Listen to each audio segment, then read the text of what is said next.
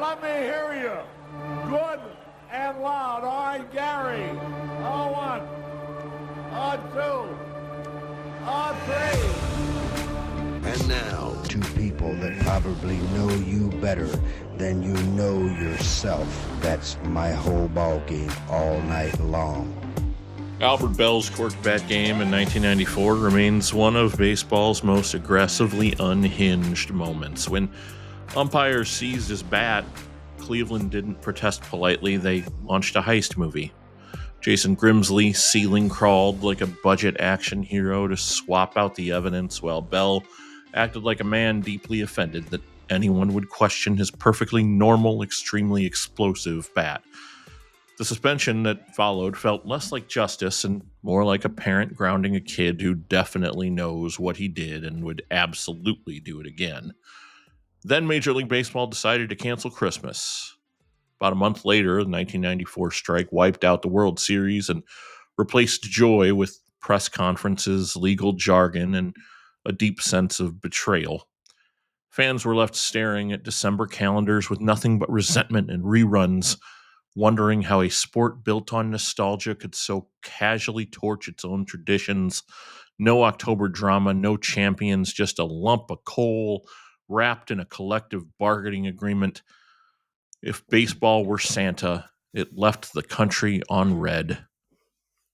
Which is why Albert Bell ends up feeling like a twisted version of Santa Claus himself. He brought gifts, towering home runs, fear, destruction, but only on his terms, and he looked furious the entire time. Bell didn't spread cheer, he enforced it. Lurking in the shadows of this holiday nightmare is the entirely fictional villain, Rick, a weird, unsettling baseball goblin abandoned in Fenville like a cursed elf on the shelf no one asked for. Rick exists only to remind us that 1994 baseball was chaotic, slightly cursed, and populated by characters who felt less like athletes and more like urban legends whispered during a lockout. 2 more sleeps till Christmas. How we doing, Blakers? Ho, ho, ho. Over here, it's Santa Claus. It's a Joey a Buttafugo over here. Where is he? Over here. Been a minute. What was that? What was that about the elf, Rick? You went on a weird tangent there at the end, and Well, I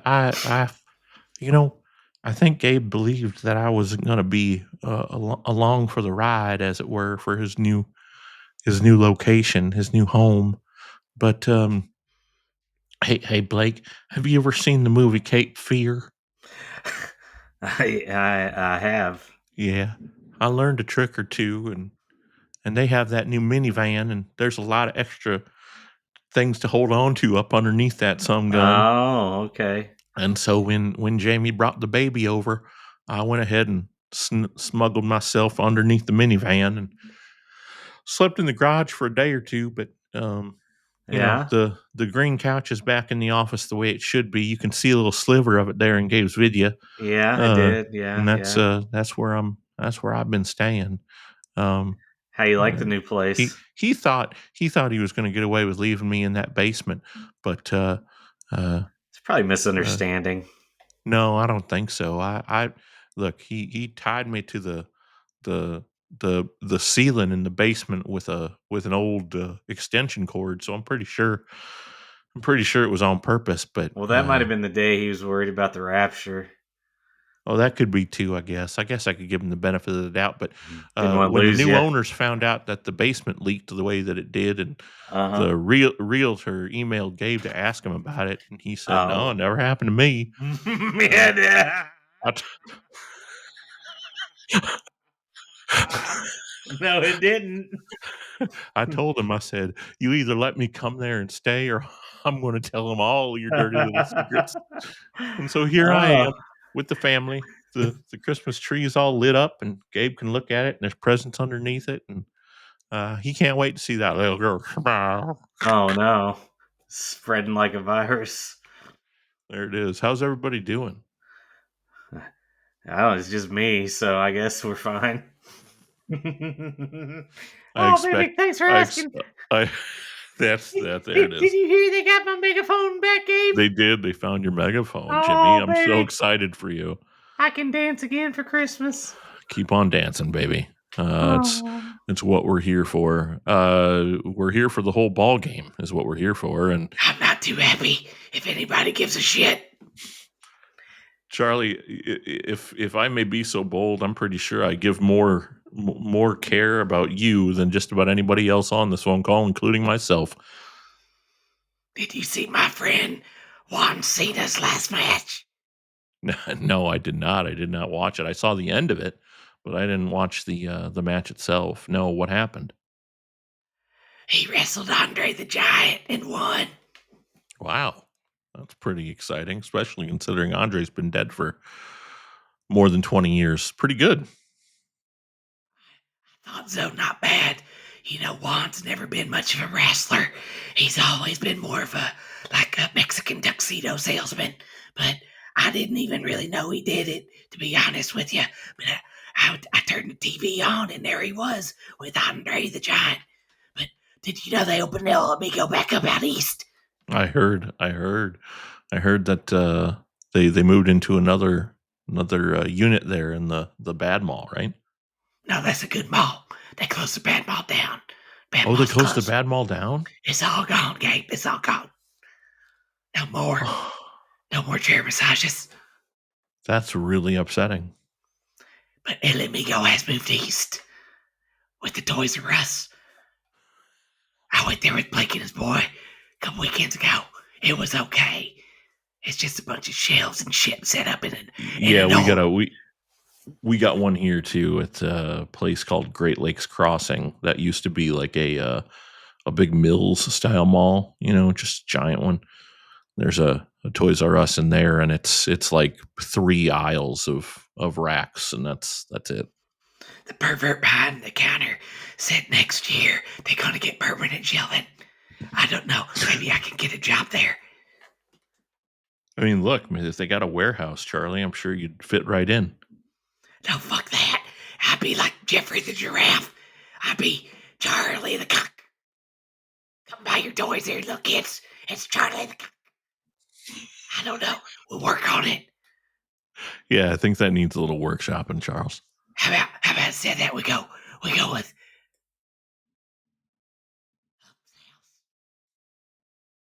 Huff Daddy.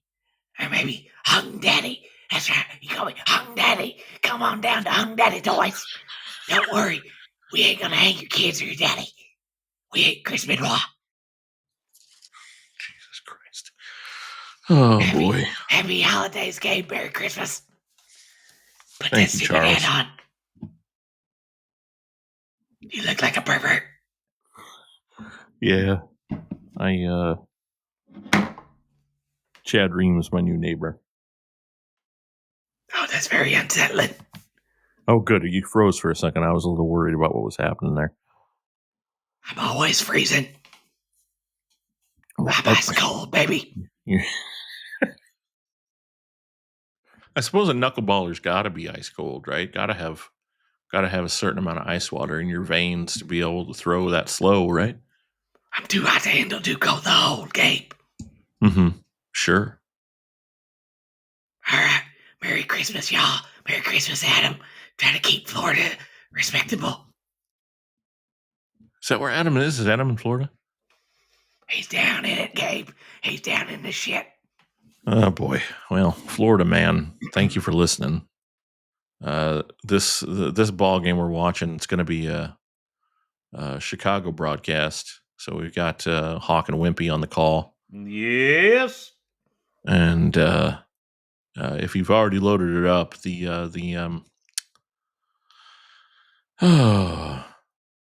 link, that was the word I was looking for. Jesus Christ. Link is in the show notes down underneath. And it's our good friends at This Is Where You Find Baseball on YouTube. We got the whole game here. So excited about that. Wimpy looking as only a victim of sexual abuse can. And Hawk taking full advantage of Wimpy's desire to keep him firm and erect throughout the ball game. You can put it on the board. Yes. Looks like we missed out on it too, but they have a link in the show notes there to Saber retrospective on the Corked Bat game, which is interesting. We'll have to read that as we go along here, and we'll get our good friend Albert Joey Buttafuoco over here Bell's response as we go. If that sounds good to you. Don't worry, Gabe. I'm not driving tonight. Wonderful. I love this for us. So head on over I'm flying. Yeah, of course you are. That's the wonderful. flying horse, Gabe. Brought to you this week. If the horse ain't flying, you ain't trying. Over here. You know, before we get into the ball game, though, you and I were texting back and forth, not Joey, but Blake, about your home team, your Kansas City Chiefs. Oh yeah, yep. Leaving town come 2031. How do you feel about that, or do you feel about that? I do not engage in those feelings anymore. But two, I ask you one question only. Mm-hmm. Have you seen Clark Hunt's face? No. Is that Lamar Hunt's son? Yes, he's the owner. He's been the owner for however fucking long Lamar's been dead and whatever. Look, I'm going to send you his face, all right? Please send me his face. And then I will ask you the question, why are you surprised by any of this? Okay? Mm-hmm. So it's coming at you, all right? Here we go. Coming from over here to over there. Abba. Oh, okay. Well, there you go. There's the answer. It's the only answer we really needed, isn't it? Yeah. And I believe it's. Is he wearing lipstick? Yeah, there's something weird with his lips, man. I don't know what's going on. Yep. I'm not sure if it's the wife or his daughter, but she's going. No, that's him. No, yes. They're very androgynous family. Bizarre, even. But one of them is like speaking or did speak at or I don't know, or they were pimping out the fucking Turning Point USA halftime show for or fuck's whatever. sake. Yeah, that's great. So Jesus Christ Almighty. What I will say, I find particularly kind of just sleazy as fuck. Like, this team just went to 5 fucking Super Bowls. Uh-huh. And like, don't get me wrong, too. They're moving like fucking 10 to 15 miles away, maybe. This is not a... Yeah, it's not like it's a huge deal. It's just... No. What people don't realize is that the border is right there, right? To me, I don't give it... Yeah, like, it doesn't fucking matter whether it's... Are they going to be in Kansas City, Kansas? Like, proper? It's going to be in Wyandotte County, wherever the fuck that... Okay, yeah. So, I don't know what falls in there, but it's all fucking... All the suburbs, fucking Olathe, which is where they're going to put the goddamn training facility and all the other bullshit. That's where I was just fucking at. Like, that thing's gotten scary. Like, fuck, there's so much shit out there now that wasn't there.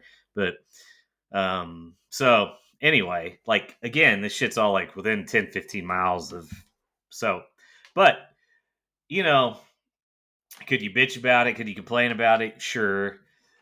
Is it... with everything else considered, really, in the grand scheme of things, no, because, like, fuck, dude, Arrowhead lasted forever, and should they leave there? I don't think so. It's pretty fucking awesome. It's unique. It's, I mean, it's still... kind of the last one left. Yeah, I mean, the Bears are leaving, right? Well, yeah, I mean, that was the thing. I was going to bring that up. Now they're talking about Northwest Indiana. Yeah, my neck of the gross. woods. Like, this is late stage capitalism shit, man. It is. This is fucking garbage. So We said that to each other earlier today. That's exactly what this is. It's the same old shit, just another song on the same radio station.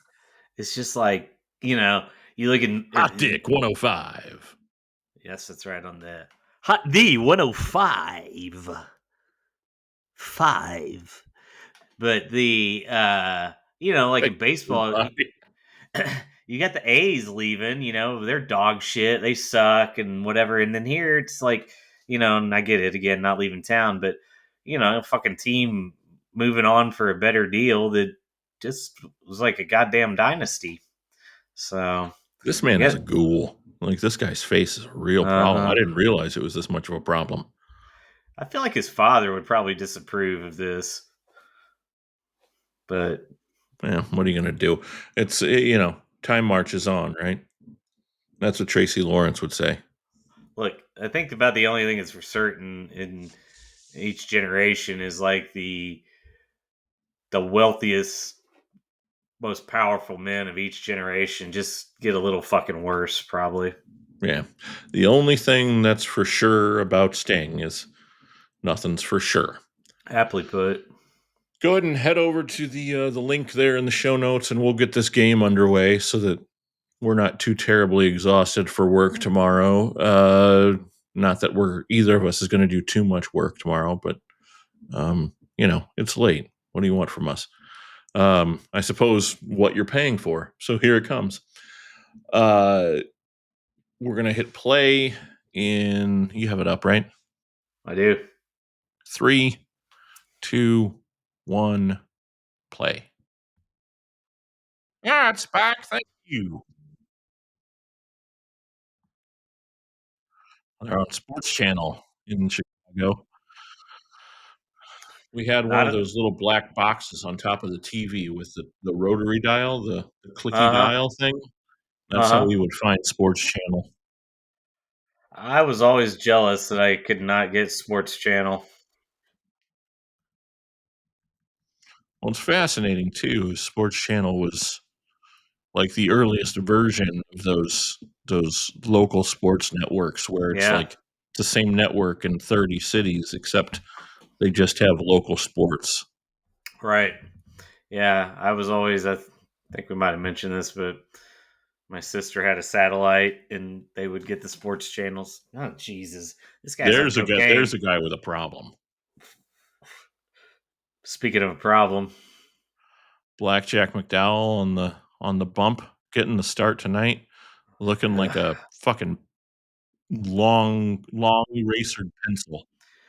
looking like he's heading out to the theater for the premiere of Singles. Or Threesome. Yeah, there you go. Mm-hmm. Some other movie that's got Ethan Hawke and Janine Garofalo in it. I went to the movies last night by myself after the kids went to bed. Oh fuck. And saw The Housemaid with Sydney Sweeney. And she takes her tits out, which is really all she's good for. Sure. But fucking whore. It was a real twisty piece of shit. A real terrible movie, but I didn't see coming what came, so that's good. And then I came, so it was good all in all. Did you do it in the theater, departed style? Oh Yeah, of course, for front row. Fucking... I did. I groaned exactly like that. It was a 10:20 screening. I was the only one in the theater, so I felt comfortable enough. Yeah, sure. I'm going to do these lineups. We got Lofton in center, Vizcalit short, Bayerga second, Albert over here, Eddie Murray DHing Jim Tomey at third, Sandy Alomar behind the plate, Paul Sorrento at first, and Wayne Kirby. Who's that? Who am I thinking? Wayne Brady. God damn it. That's what I was trying to get. I couldn't get it. Fuck. Next time. Jack McDowell on the bump with his gold MLB logo on his right shoulder. Mm-hmm. Boy, he was a lot skinnier than I remember in my brain. The one dog. Raines, Johnson, and Jackson in the outfield. Ventura, Guillen, Martine, the Big Hurt, Blackjack on the mound, and behind the plate, the assassin that kicked off the World War himself, Ron Karkovice. I'm really glad he brought that up, Blake. I am too. I gotta tell you, it's what people don't remember about the Archduke Ferdinand, right, is that he was really he loved sluts. Oh yeah. Mm-hmm.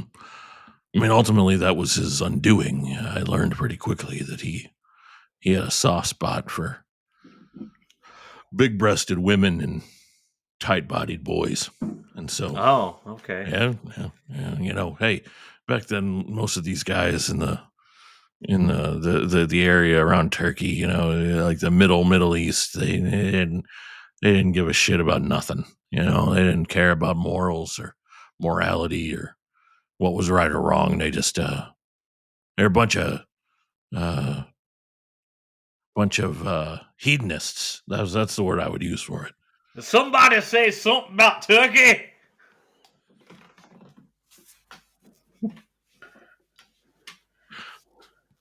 I say, Blake, I got to tell you, I don't appreciate it when you jump on here and you start flapping your gums, moving your little cock gobbler around like easy there. like like you know who I am.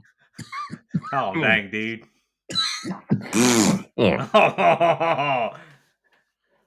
Christmas came twice for Adam. I got to tell you, between that Conkovice character and this whole Southern gentleman, my throat's going to be real tore up in the morning. Yeah, well, we all make our choices. Oh, God, what is that face on Gabe's phone? Who's that man in lipstick? I don't appreciate it. Get that out of my face. Well, you appreciate it as a fellow. He's a sports owner, Mark. Yeah, well, I wasn't a sports owner. I wanted to be, but I know. But I guess if a prerequisite is wearing lipstick like that as a man, and I'm glad I never was. You probably knew his daddy, Lamar Hunt. Oh, Lamar and I go way back. Yes, indeedy. I had a feeling he might. We did share a predilection to maybe we shouldn't talk about that quite yet. It's a little early in the ball game. You understand? Jesus, Marvin. Mm-hmm. Kenny Lofton was stolen base. Blake, I would be remiss. I missed out here. Yeah, that's Kenny Lofton. We like him. I would like him if he was a little shorter, if I'm being honest. Anyway,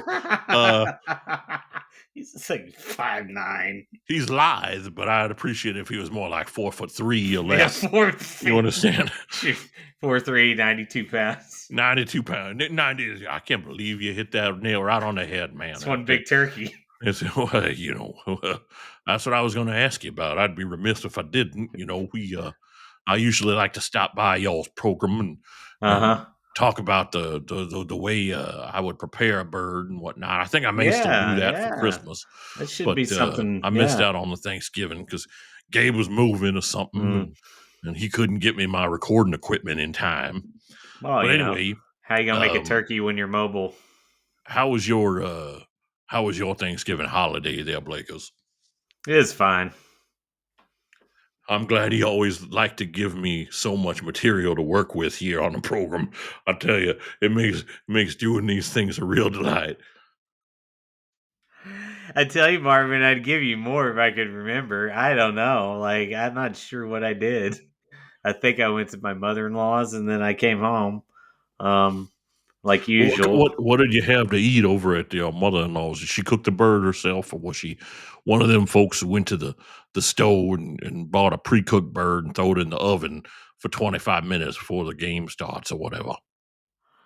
I think you cook it for a few hours, don't you? Well, it depends on whether you bought it pre-cooked or if you're doing the thing from scratch the way you ought to.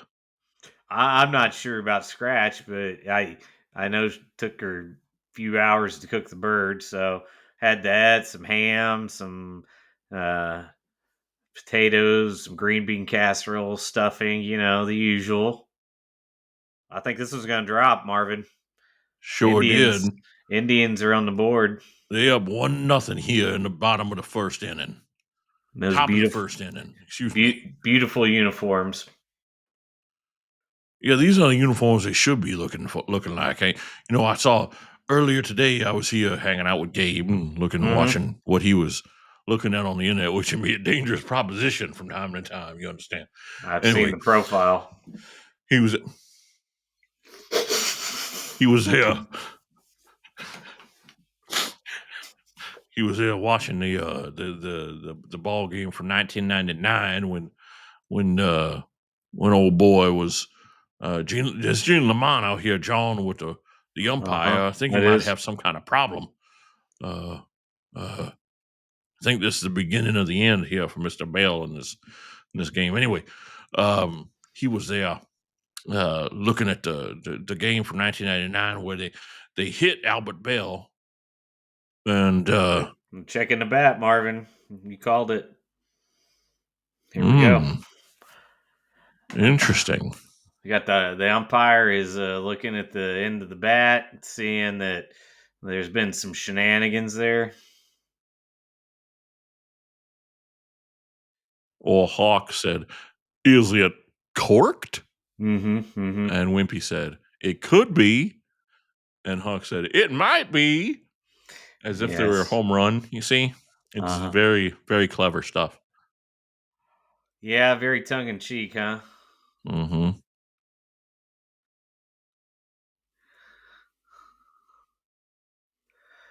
You got Hawk explaining exactly how to cork a bat.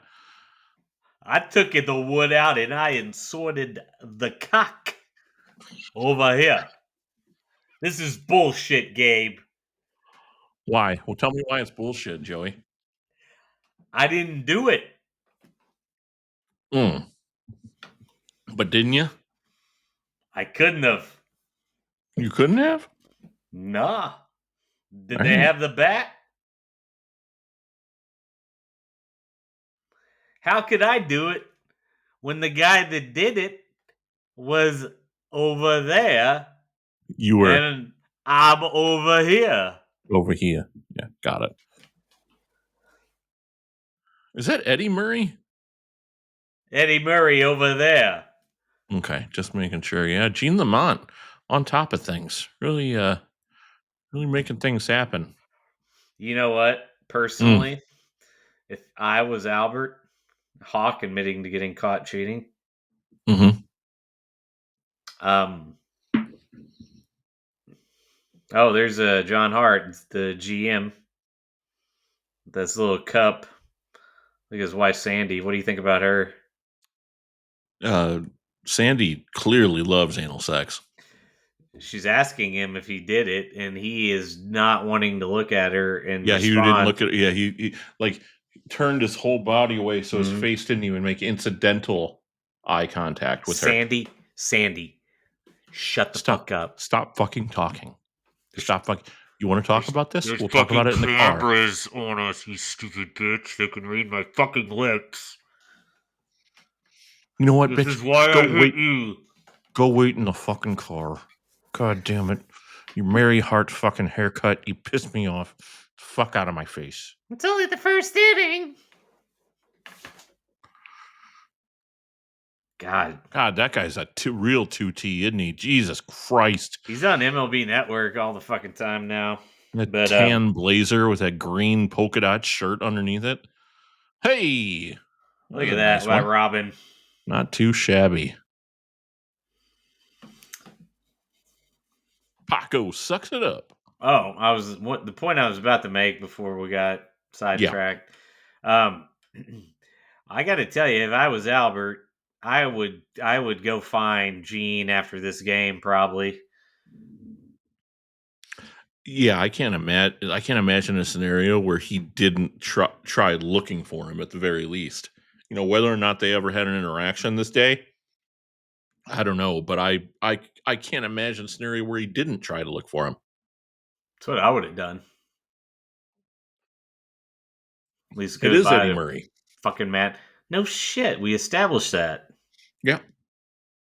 Well, no, we didn't. You never answered my question. I said he was over there. Oh, he's over there. Yeah, you did. He's sorry, on deck. Joe. Come on. I apologize. Come on. See, this I hate too. So, and I don't know why I dislike it so much, but I don't like it when a team other than the Yankees or the Cubs don't have their names on the back of their uniforms. Oh yeah. And the White Sox here, they don't. They don't, even though I'm a White Sox fan, it's very upsetting to me. And I think it's mostly because I don't know who's who. Yeah, it usually comes back to something like that, right? Mm-hmm. It's about me, nobody else. What do we Yeah, got here? we're all ego driven. We got what?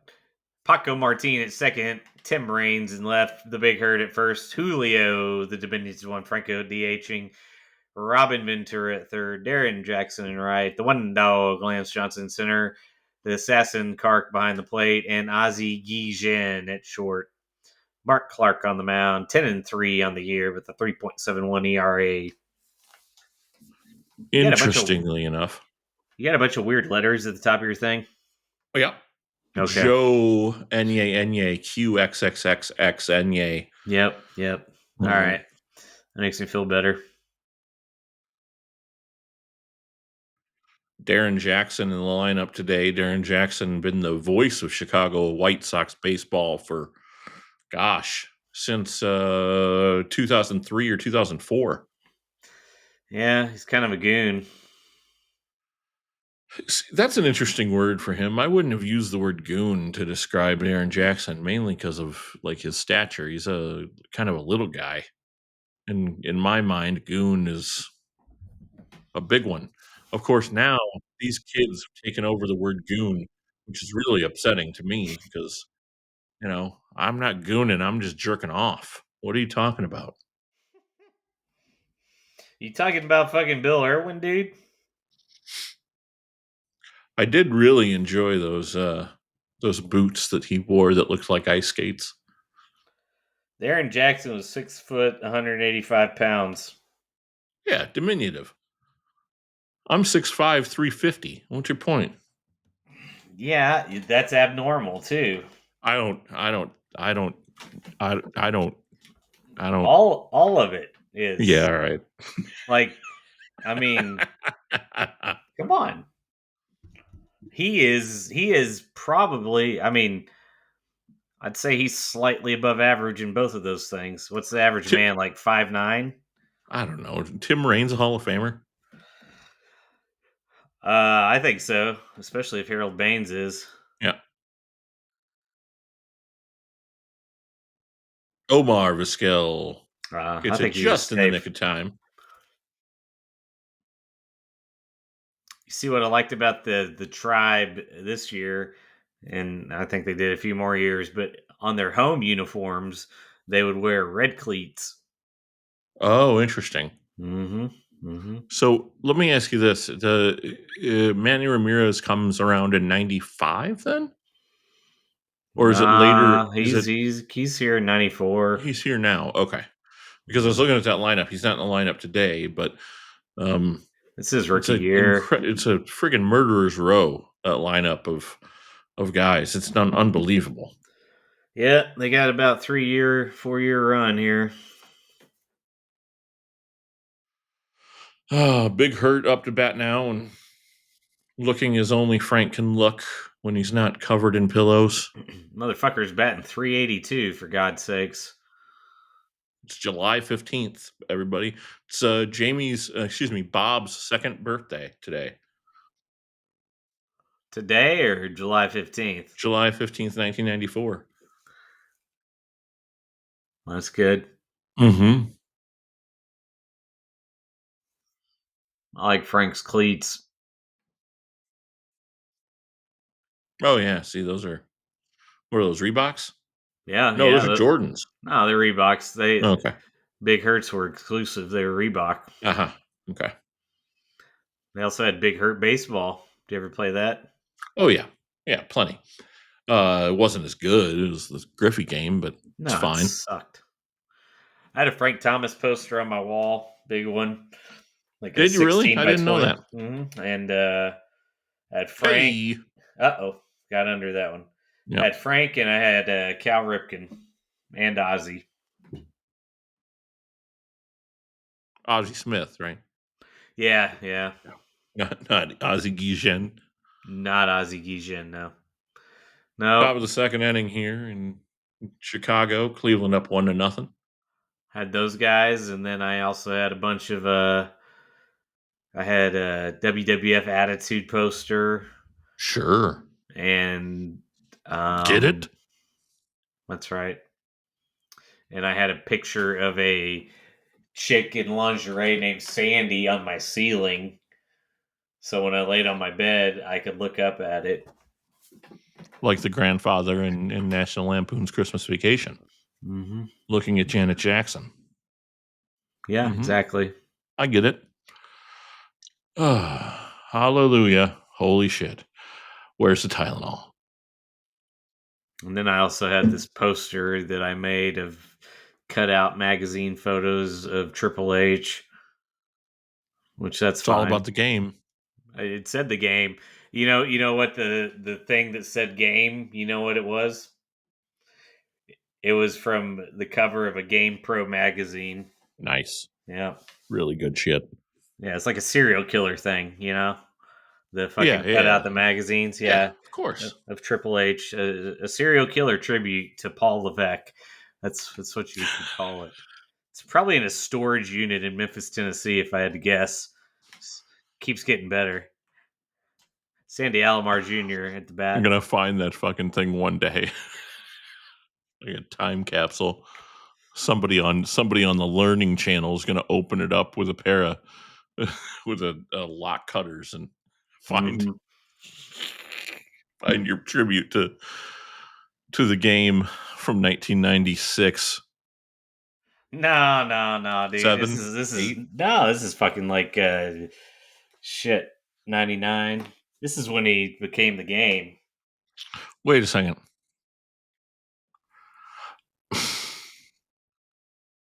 You were making shit like that when you were 19? Oh yeah, I made it was like a fucking poster. It was a big poster board. Yeah. Mm-hmm. Yeah, No, doing it yourself? All right. I did. Right on. Nothing wrong with that. Yeah, I got Nothing laid suspect at all. Nope. 700 times in the room with it, so it worked fine. I don't know. I don't know. Huh? You don't. I mean, I don't know. It must have been a pretty shallow pool around there. yeah, I guess so. Fucking Northeast Indiana. Horse shit. How many kids were you in your graduating class? Northwest Indiana is 26. Thank you very much. 26. Yeah. Okay. Uh-huh. I Yeah. think I had like 250 in mine. Look at that. 10 times. 10 times as many. What a beautiful night Yeah. on the south side of Chicago here. Look at those cirrostratus clouds filling the sky on a beautiful July evening. Hey, his name is Clark Profile. What a weird name. No, his last name's Clark, and that's his profile. You dipshit. Oh, it's pronounced Profile. Got it. Clark Profile. It's weird that he's got his first name on the back of his uniform. Nope. He said, nope. Julio's batting 312. The diminutive one, over 300 here on the season, ready to let one rip and turn a single into a double without even trying. Looks pretty good size to me, Gabe. I don't think so. Look at that. He makes himself real small, lithe, fast, quick. Oh, see, look at that. It's got Pop foul, out of play. 14 homers.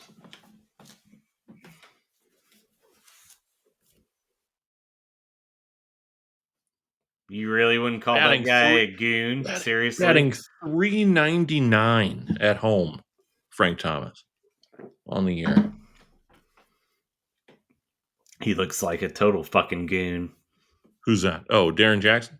Yes. DJ. What do you think, DJ? Well, I'll tell you. Okay. Or maybe that was Jerry Reinsdorf. I don't know.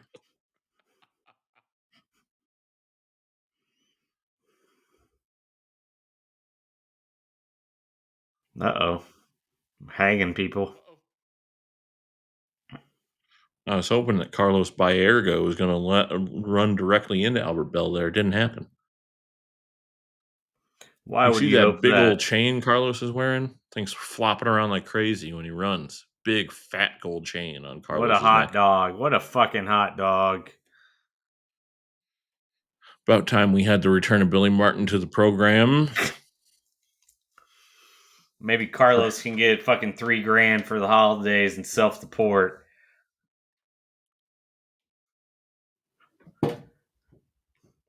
Well, See that, Gabe? maybe he's a serviceman and he already got his $1,776. That'll pay for one car payment for most of these dipshits who driving around a super truck. Did you see that you can get extra money for the holidays to leave? I might All you do got it to do if I is can get $3,000.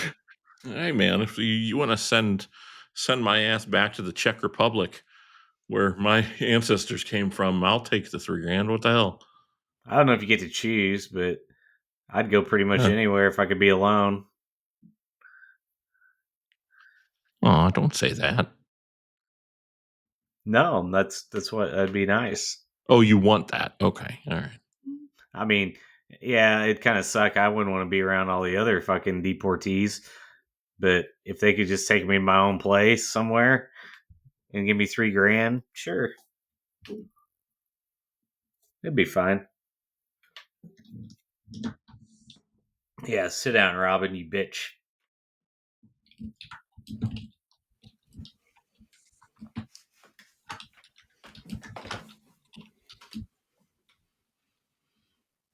Fucking tailing away. Uh-oh. Zifwa ba ba ba. Zifwa ba ba ba. Are you typing the stuff that's popping up on the screen? Is that the noise I'm hearing? No. I'm sorry you're picking up the Zifwa clicking and clacking, though. I didn't realize. Sounds like Jake the Snake's over there eating a fucking ham and cheese sandwich.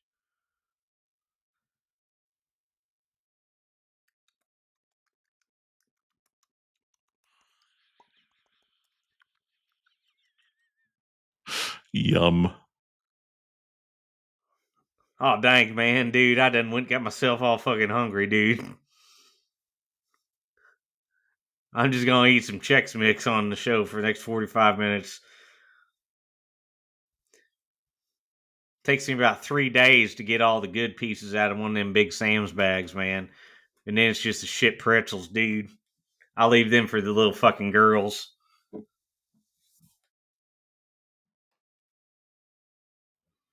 I like the rye chips, man. That's my favorite, dude. Oh, you talking about Gardettos over there? Yeah, dude. What fuck? You think I'm just over here running my dick liquor not talking about rye chips? I mean, god dang, dude. Come on, man. Fuck. Oh, dang.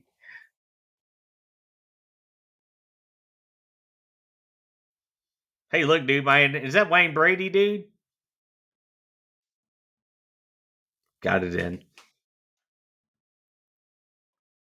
Looks a little. Does Wayne Brady need to choke a bitch? God, what a great television program Chappelle's Show was. You know, I believe didn't Wayne come out as a pansexual? I read that.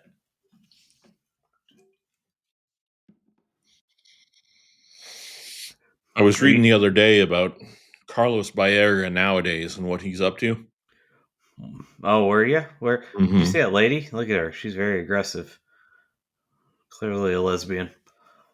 Clearly. What's he up to, Gabe? Well, it's interesting. I'll take it from here, Mr. Yoakum. Who's this? It's been such a long time. Benito, how are you, sir? Well, I'll tell you. I heard you mention Carlos's name, and I thought I'd come in and tell you a little story about Carlos and what he's been up to for the last few years.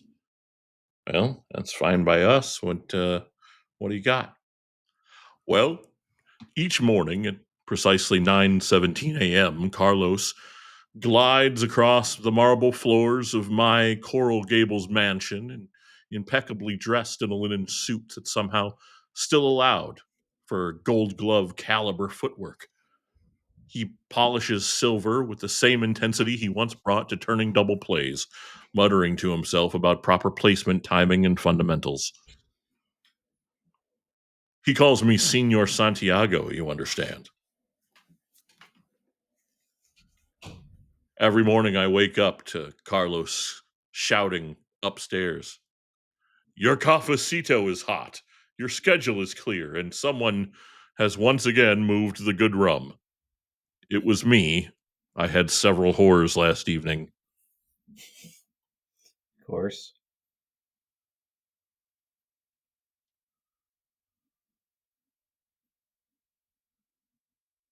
Was that the end? Basically, I'm not going to read any more of what ChatGPT spit out because it sucks. Okay, I just wasn't sure. It kind of just Yeah. abruptly, it was me. I had whores. Which makes sense. Whether coordinating poolside domino games, arranging framed photos of impossible assists, or silently judging the angles of Santiago's trophy room, Baerga ran the household with the quiet authority of a man who knew he could still hit 300 if called upon. The neighbors whispered, the palm trees listened, and somewhere deep in the humid Miami air, the universe laughed because none of this ever happened, could never happen, and absolutely should not be believed.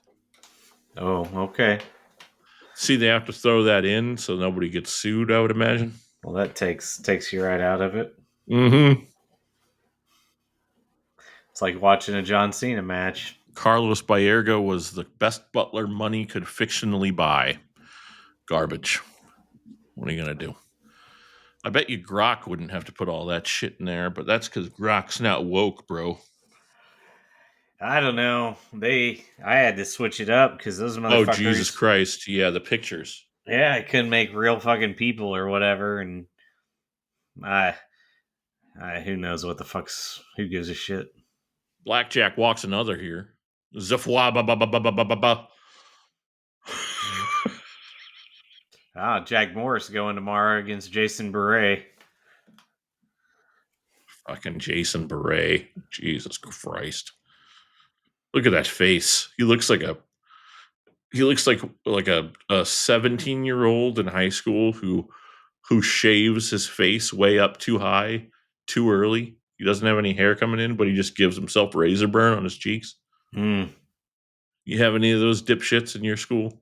Not that I can think of. It doesn't really stick out. I worked with this real dipshit at Sears in the hardware department. His name was Joe Amato. Right, and he would come into work. He's one of those kids with like the white blonde hair, right? Ooh, an albino? No, just really fair complected. And he would come into work on Saturday morning, and his cheeks are bright fucking red because it's clear he was shaving, and he just gave himself razor burn, even though he didn't have anything to shave. So we used to call him the Tomato because his last name was Amato. What a piece of shit. Fuck him. Yeah, fuck that guy. And then there was Encore. We worked with a guy named Encore as well. It was spelled Ankur, but it's pronounced Encore. And so every time I saw him, he'd walk in and I'd go, "For tasting more, it's Encore." So is he like a performance artist, like one name, like Cher, Madonna, that kind of deal? I don't remember his last name. Ramaswathi or something like that. Oh, I got you. So he wasn't doing Indian art. kid. He wasn't making music. No. Performing with his body. See, what I was doing there was talking about the Encore family size entree. Yeah, I'm familiar with the gravy slices, the Salisbury steaks, the lasagna. I believe they had as well. My headphones came unplugged, so I didn't hear anything you just said. Can you get them back on your head? Okay, there we go. Is that better? It is. Thank you. Looked like it was harder than it should have been. It was. It's kind of like you had everything backwards for a few seconds, and it took you a while to figure out that, you know what, this needs to go the exact opposite way. Are you okay, Gabe? What you just said described the last year and a half of my life. Oh, dude, tell me all about it, man. Yeah, you're exactly the guy who I need to talk to. Thank you, Credence. I appreciate you. Come grab a seat on a limb, dude. I don't know if you saw that. I threw that hard, but it was all because I knew the strike was coming. And what I didn't want to have happen was for Kenny Lofton to die on this play because I threw the ball too hard. I've lived that reality too many times to count. So I threw it a little bit high so that I could give him the base and not kill him and lead to the end of civilization as we know it. Because as you know, Kenny Lofton controls the locusts. We do know that. He's kind of got your number, Kark. He's 2 for 2 on the night. Sort of treating you like a bitch. Who's that, Kenny Lofton? Yeah. Second stolen base. He's 2 for 2. He's only been on fucking twice. Like I said, I had gone through this game hundreds of times already, hundreds of realities, and every move I make is strategically done to ensure the continued survival of mankind. You know, I think you're a liar. That's what I think. Isn't every move we all make strategically done? New at noon, a former Orioles outfielder faces charges. Albert Bell was arrested yesterday in Scottsdale, Arizona during a spring training game. Our media partners at the Baltimore Sun say the 51-year-old faces charges of indecent exposure and extreme DUI. Five-time All-Star outfielder, played for the O's in 1999 and 2000. He was one of the best hitters of the 1990s. My goodness. Look, we all know what indecent exposure is. And at 51 years old, it, is what it is. My dick over here. What exactly is extreme DUI, Joe? It's like a regular DUI, but to the extreme. Over here. It's this kind of scintillating sort of realism that we all hope for when you're around, Joey. I'm really thankful that that we can counterbalance the craziness of a guy like Ron Karkovice with his crazy stories about time travel and multiple realities when we can have you really just breaking it down for us in every way, shape, or form. I got a couple magnets in my hand, Gabe. I'm playing with magnets over here. How do they work? It's pretty fun.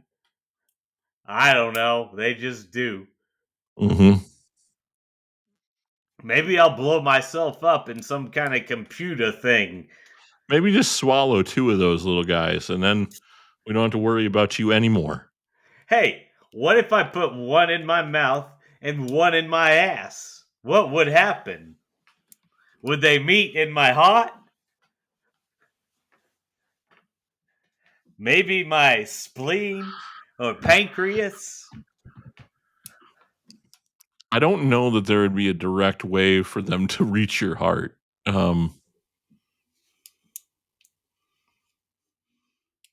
Hey, Gabe. Yeah. What's the quickest way to a man's heart? I don't know, Joe. What? Allegedly shooting my wife in the face. Oh, Bahia!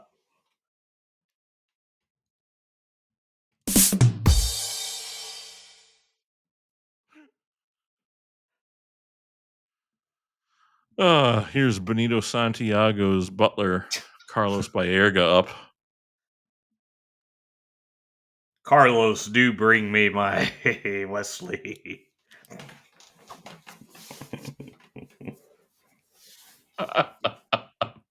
Maybe I will, maybe I won't. I don't know. Streaks on the China. There we go. Streaks on the China never mattered before. You and the family have big plans for Christmas? You going anywhere, or you staying in the house? And people coming to you? Oh, nice play by the ball girl. She got a decent set of tits on her, looks like. Mm-hmm. You got that baggy T-shirt on, but you got it tucked into those shorts. Mm-hmm. You can see her tits jiggle when she moves. Mm-hmm. That's how you know you got a good pair. Mm-hmm.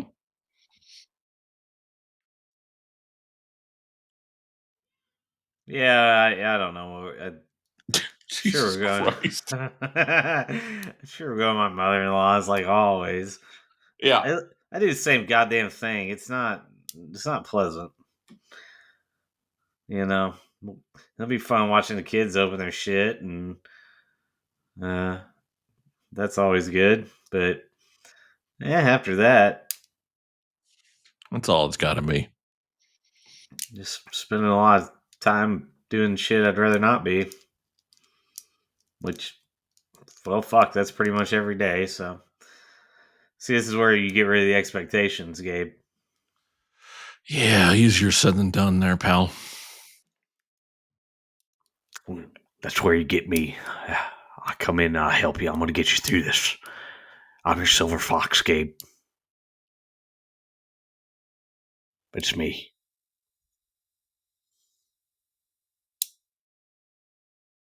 Big sexy. Who? Gar Elliott. I'm your silver fox. I'm going to lead you through these tough waters. Gar Elliott?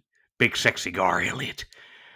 I'm no way a amalgamation of Kevin Nash, Sam Elliott, and any other man with silver fox hair. The voice, there's a little Gary Busey in there. Maybe that's where the Gar goes in. Gar was the name of my character when I played that retard's dad on Mask. Oh, God. Okay. Yes. All right. Hey, Gar! Yes, Rocky. Cher was on Saturday Night Live this weekend. Oh, Jesus. Yep. She's 78 years old. That's how old my say. dad was when he died. Yeah, you know, I've seen photos of your father. He and Cher look roughly the same. Yep. You put them next to each other, they make a perfect 10. That was a visual joke. It doesn't work in this medium, Yoakum. It's fine. Big Hurt jumped for that bad boy and fell right on his face. Look like it hurt. Big. It's all one medium, too, by the way. As the What's magnets show you. I'm a 3XL, not a medium, so I don't know what you're talking about. 3XLT, if you want to get specific here. 1 or 2. Huh? How many T's? 1 or 2?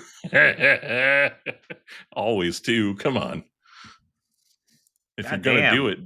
do it right. Did you see the size of that fucking leg brace on Omar Vizquel? That was massive. That's right. Oof. I need to make sure that my help is the very best in protective equipment, and the bigger the better, as you know. Oh, Omar works for you too, Benito? Oh, yeah, no, I just mixed up the two. That's fine. Yeah. I didn't know if maybe we were yes, gonna... maybe no. I don't know. Hey, there you go. Yeah. Nice. Dear God. Oh. You tied it together. The 1994 Major League season brought about 2 significant changes with regard to the makeup of each league standings. Since 1969, the National American Leagues had used a 2-division format, one East and one West, to accommodate the burgeoning expansion in the big leagues. The NL and AL had both grown by 4 teams since the AL began to swell in 1961. Colorado Rockies and Florida Marlins, as we covered here, entered the NL in 1993, making the count 14 teams in each league. Realignment to 3 divisions in each league had been discussed for a few years. In 1994, these conversations yielded results as a new Central Division was added. The second modification went hand in hand with the new division configuration. The additional division created a third champion and also made it necessary to add a wildcard team.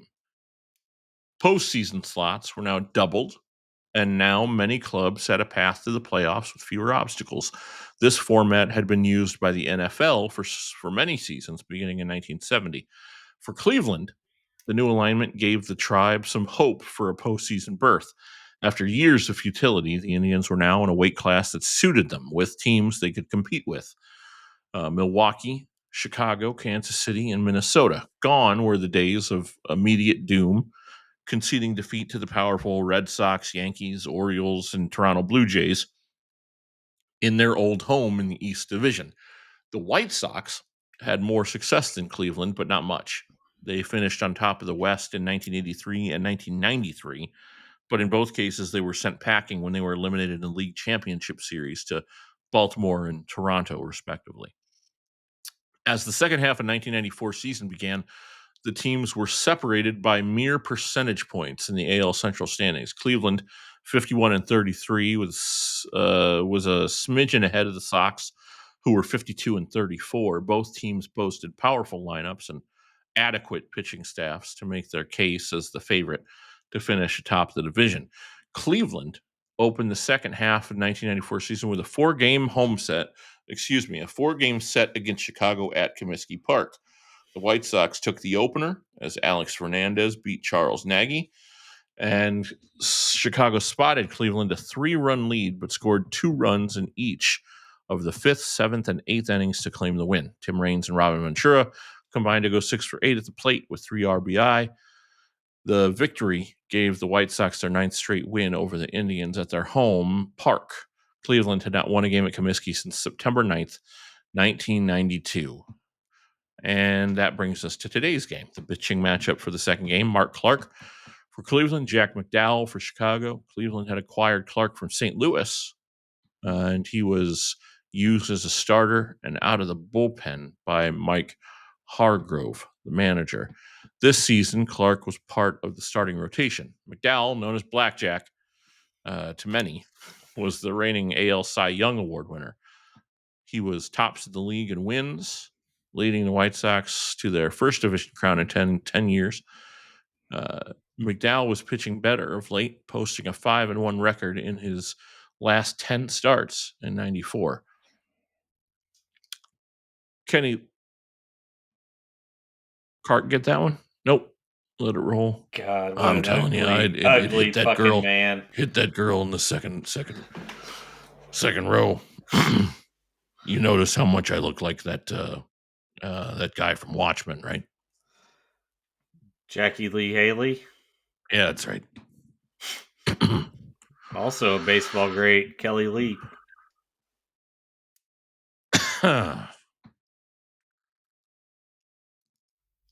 Kenny Lofton led off the top of the first inning, got a board. Myself. When he bunted, we saw this.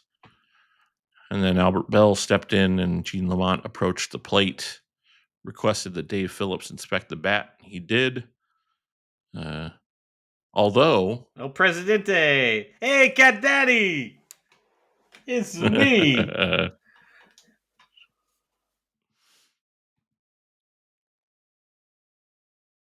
Blackjack strikes out Eddie Murray here.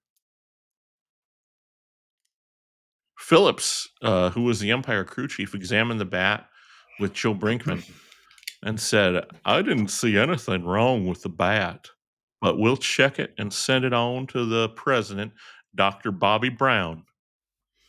And what he decides to do is his prerogative. Nice. Yes. Fuck yes. I'm glad I didn't step on you. I don't know if Gene was trying to play mind games with Albert or what, Hargrove said. Davy Phillips said he checked the bat. Jesus. Didn't see anything wrong, but he had to keep the bat regardless. If Gene got some information from somewhere, I think it's erroneous. And what did our friend Albert Bell say? That's bullshit over here, Bell said.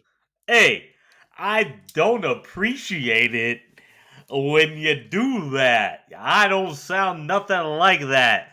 Right. You sound like that over there, and I sound like this over here.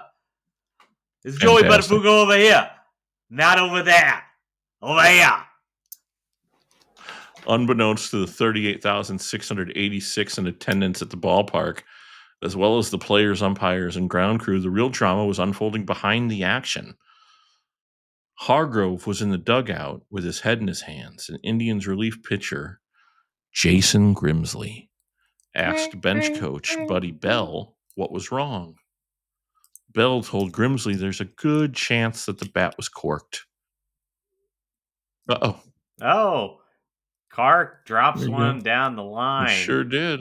Is he going 3? Stand-up triple for Ron Wow. Karkovice. Officer Karkovice. I'd like you to understand that Yes, of course.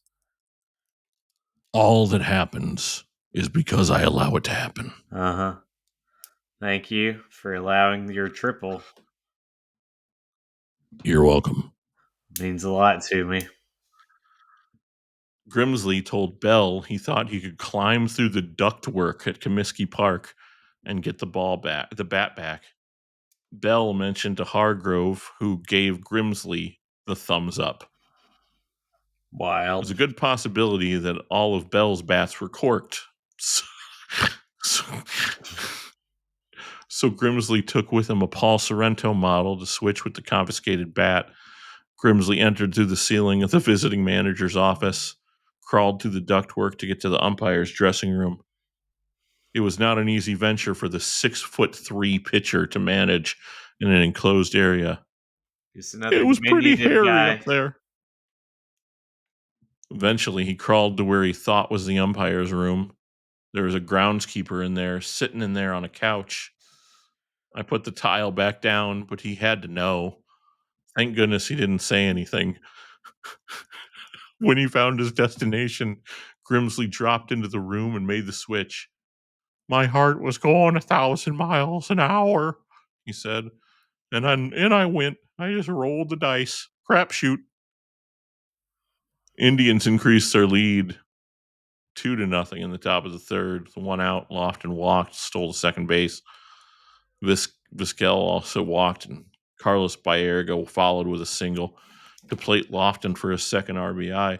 Chicago got the run right back when Karkovice led off the bottom of the frame with a triple. We just watched here to right field and scored shortly thereafter. So there's some spoilers for you. Oh, we just watched him score right on time. Yep, there you go. Ozzie Guillen followed with a ground out to short. White Sox sliced a run off the lead in bottom of the seventh.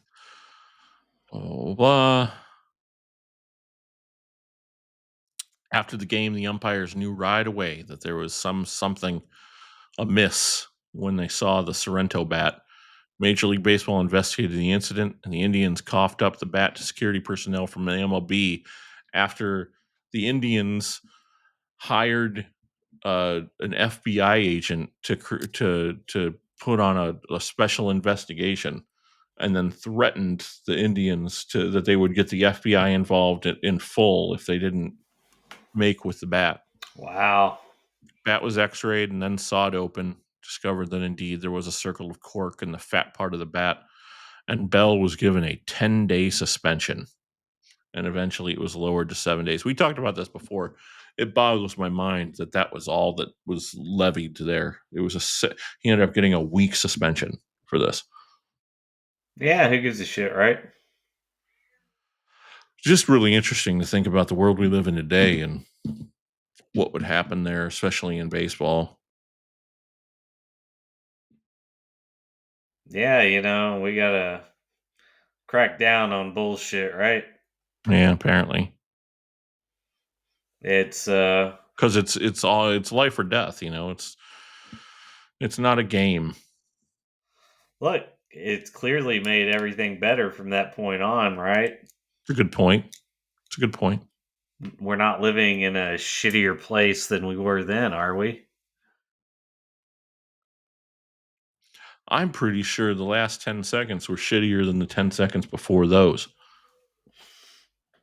It was debatable.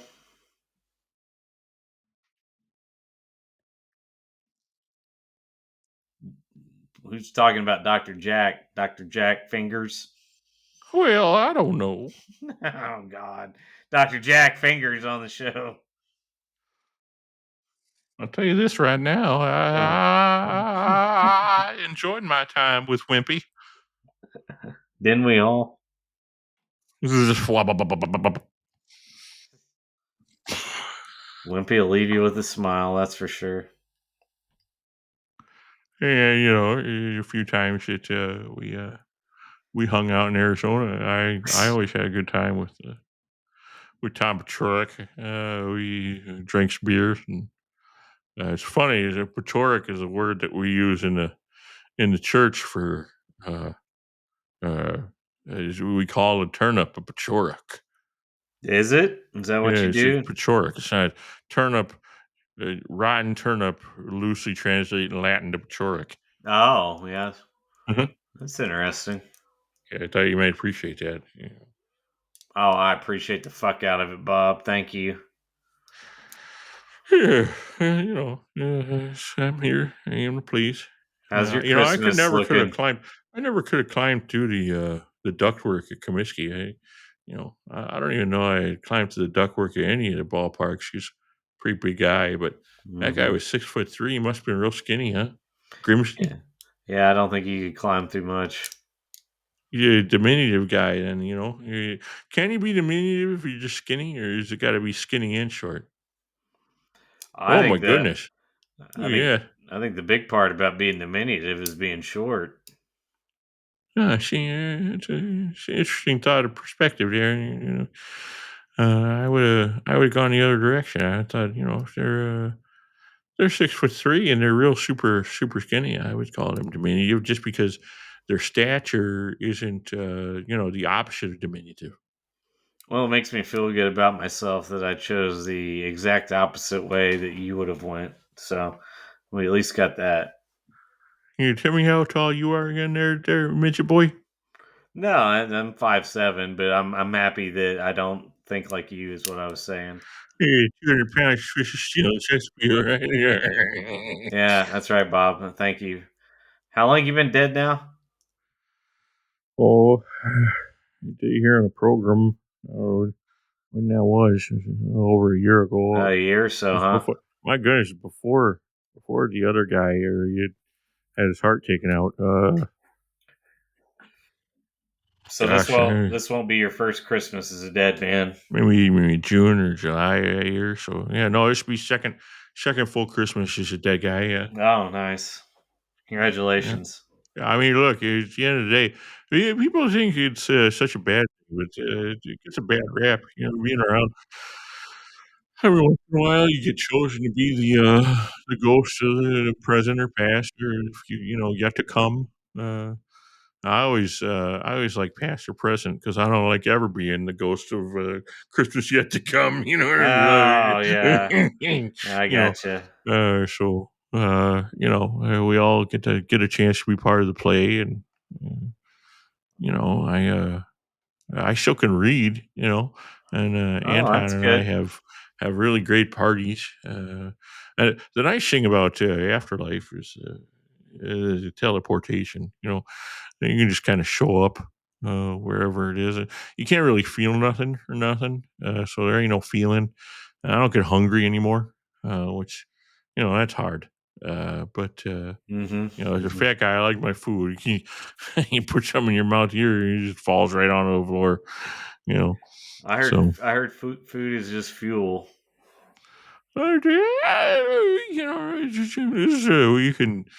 we make a argument for that. I suppose it's depending on the way you think about it, and the way you're getting state of mind. Sure, yeah. It seems like it'd make it easier to not miss it so much. Well, I tell you what, I was gonna say, beer's one thing, but especially this time of year, I miss the most Hand jobs. eggnog. Oh, Yeah, yeah. oh, that's I tell you gross. what, I was listening to a program a couple weeks ago. He said that Coca-Cola stuff it tastes like eggnog now. And I thought, well, that'd be a nice delight. I'd like to try eggnog Coke. I don't think anybody said that but you. Well, it wasn't me. It was him, the other guy. He's you. You're him. Cuckoo. All right. I am the walrus. It's Mark Clark in now. Or somebody's up there anyway. Paul Sorrento. Whatever. Mark Clark's the goddamn pitcher. Sure. Paul Sorrento's in, and he's the one. That's the bat they swapped with. Albert's there. Well, there's your problem because his fucking bat's a totally opposite Completely color. different color. Yep. I'm sure they took one of the other ones, hopefully. But what a story. This man's got the chin of a young Joey Buttafuoco. But he is not over here. He's over there. I believe he's Paul's a former Minnesota Twin. He was a rookie. He's got that Swedish sort of look to him. And you know me, I know the Swedes. Mm-hmm. Yes, they're very silly, boy. The Paul was a rookie on the 91 Twins when they played the Braves in the World Series. I just watched that Game 7 like a week ago.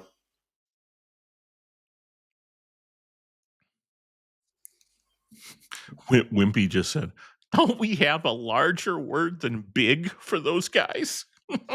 Wimpy's such a... Talking about the Bears. He's such a fucking twink. He really is, right? My goodness. He's like an old man twink. One guy plays around in your asshole, and this is what happens to him? Are you sure it's just one? I don't know. I'm not sure of anything. One night in Bangkok, that's what they say. Mm-hmm. Papa's very very fond of the lady boys these days. Not in a sexual way, just out of curiosity. What does that even mean? Papa. No, I understand the Papa Howard. part. Papa Howard talks a lot about lady boys on the program. Right. Is this a specific, like a Thailand thing, or like are we just talking transgender in general? No, the Thailand kid, those like the actual, the stuff that right. So okay. He finds it fascinating because, he talks about if you tried to pay him $100 million to be able to tell whether, who was who or what was right. what, he wouldn't be able to. So he finds it fascinating. Makes very clear, obviously, for himself that there's not a sexual element to it, just a curiosity, which, could be true, could be intellectually dishonest. I don't know. Yeah, who knows? I mean, I understand the point. I get it. Of course. Very hard to distinguish, but it is a myth, apparently, because I didn't even know this until I had to look it up and read. But, that it's not like there's a larger acceptance or like trans population or whatever in Thailand than somewhere like everywhere else. Really, it's kind of like seems like it's pretty much in line, or at least what I had read. Yet this is a very obviously it's a thing. I mean, if Papa's talking about it and making, that's why Von Erichs were always flying over there, I'm sure. What I would imagine, and I could be very wrong about this, but because I haven't really dug into the research or the things people have covered on this, but we talk about late stage capitalism all the time. In my head, it's an economic decision, right? You have enough folks come over as tourists interested in that sort of thing, then the market creates itself, and evolves over time and grows, and if there's a high demand for that sort of thing, then the supply shows up because it's about the money. Well, how does the supply show up when the supply is all from there? No, the supply of potential customers, people searching that out. Yeah, I gotcha. I don't know, man. Everybody just trying to come. That's it. It's all about coming. Look at all the messes in the world. You can Mm-hmm. reverse engineer them all back to coming. I mean, we talked about the Archduke a little earlier. Yeah, sure. Naturally. The sluts, right? So many sluts. Mm-hmm. Paul O'Neill leading the league. And speaking, Gabe, of you talked about the 3 divisions. Yep. In the National League Central, we have a heated race between the Cincinnati Reds and the Houston Astros, which that will be our next ball game. We will be going to. That's right. We're covering Red. I forgot. Yeah, we'll be going to Riverfront for the Reds and the Astros on baseball night in America. We get to. Yeah, I'm only making an assumption here, but I think I might be right. Do we get Deion Sanders for the first time here? Well, I mean, we had Deion in his football form. Well, sure, yeah. Did you forget about me, Mr. Gabe? Come on now. I could never. Mr. Some of our listeners were not privy to that. Mm-hmm. And if they wanted to be, how might they experience Deion Sanders on the whole ball game if they wanted the football version of said human? Yeah, we took a look at the prime time and the Too Legit to Quit Falcons, and we had to go out and outsource the talent to play Deion, and because we just couldn't do it justice. And we got Reverend Brown from Coming to America, not the actual Eddie Murray, but Murphy. Sorry, we got Eddie Murray in the ball game, but we could only afford Reverend Brown, so. But we could afford the entire Joey Buttafuoco for this one, so thank you for that. But that would be at patreon.com/the whole ball game. I'll tell you what, the we have to pimp this stuff a little bit more so you people understand exactly what you're missing. But I totally forget about it. We never do. We've developed this sort of short form content, I guess, as much as it pains me to say that word out loud, but we call them foul balls. And these dipshits we have rolling around in our heads oftentimes will take control of our recording devices or phones and just create magic. The most recent one, I believe, was from somebody in your head, right? Yeah, you put something up there the other day. What was it? Was it Jimmy? No. I don't know. Once I'm done with it, it's gone forever. Yeah, that makes sense. I know Jimmy recently did one,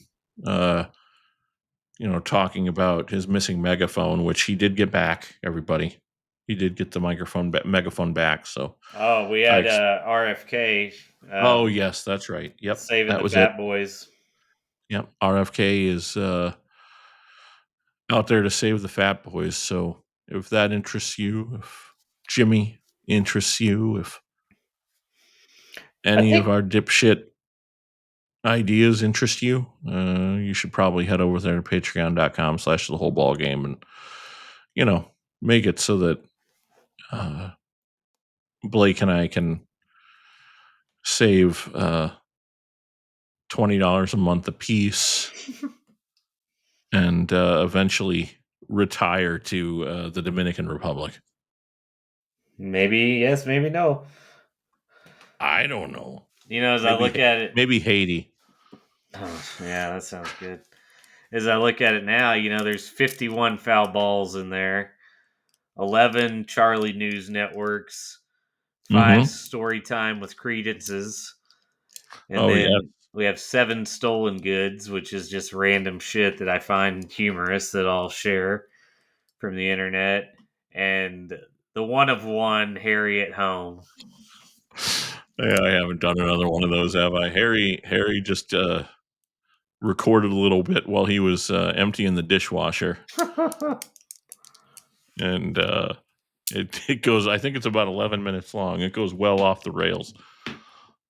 And that's in addition to the additional shows we do that are not baseball. Like we talked about the Saints and the Falcons wild card weekend from '91.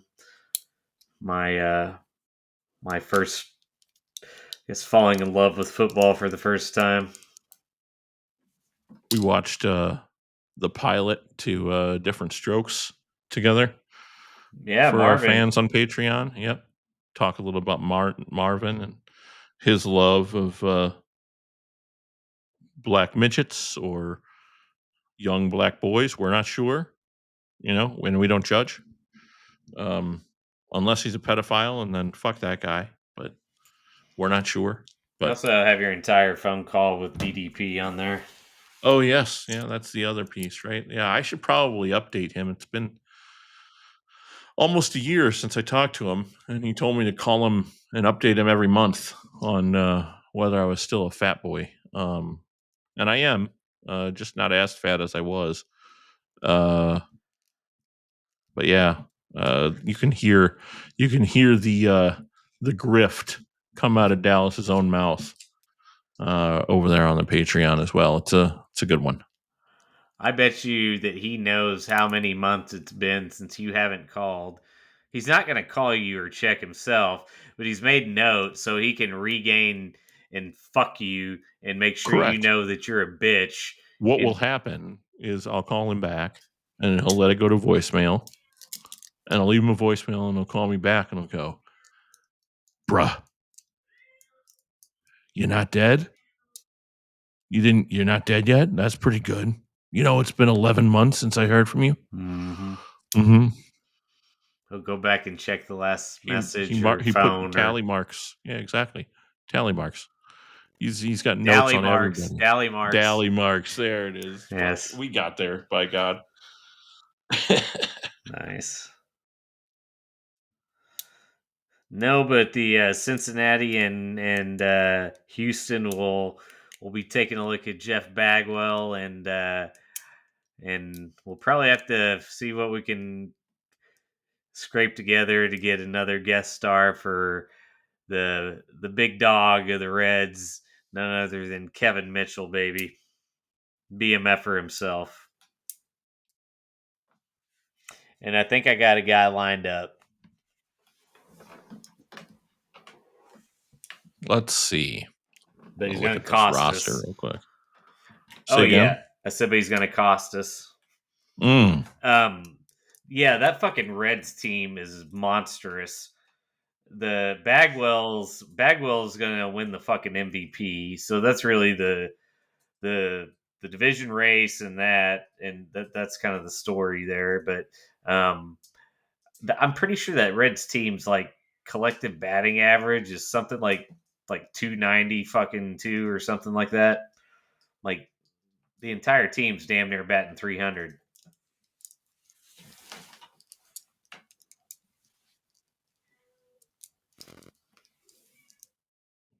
Brett Boone, Jeff Branson, Tony Fernandez, Willie Green, Lenny Harris, Barry Larkin, Hal Morris, Roberto Kelly, Kevin Mitchell, Deion, Jerome Walton. Jesus. Yeah, Kelly gets traded for Deion. That's the swap with Atlanta. Oh, I see. Yeah, I was looking at the roster from that year. Whenever that trade happens, I don't know, a couple months in the season, I think.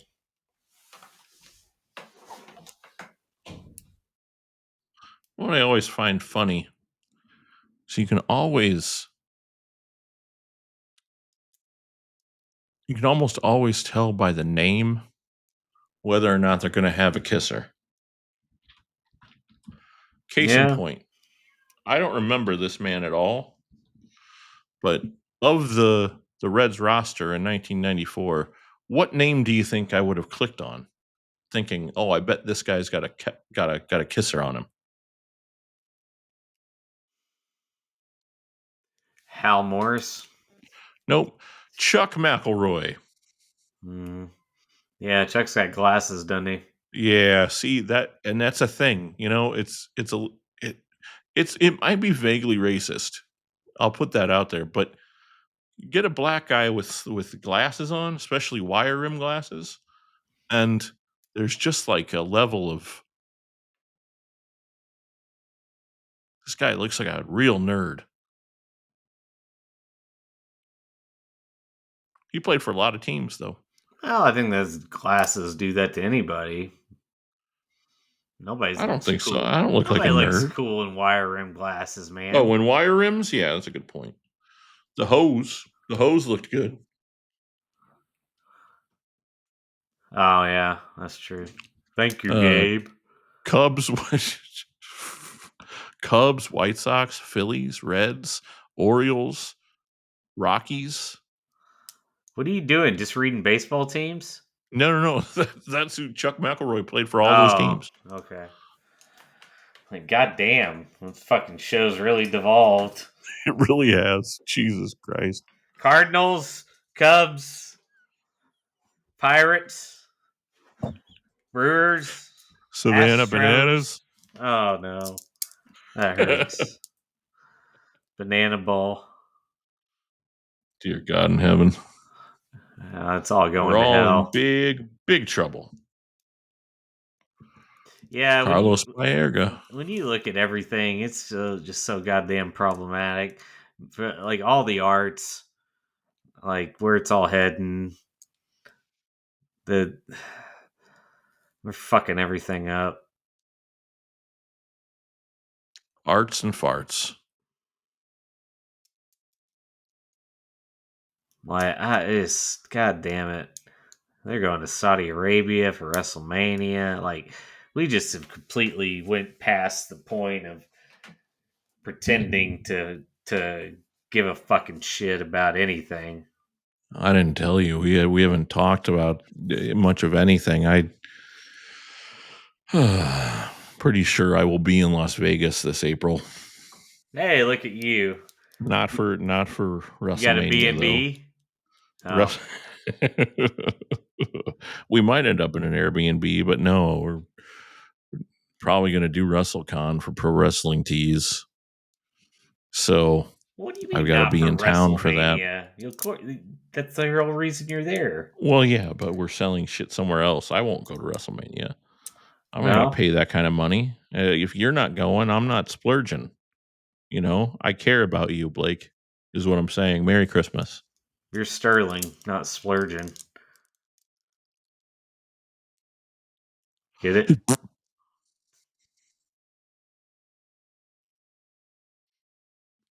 What was that one guy's name? Spurgeon Wynn?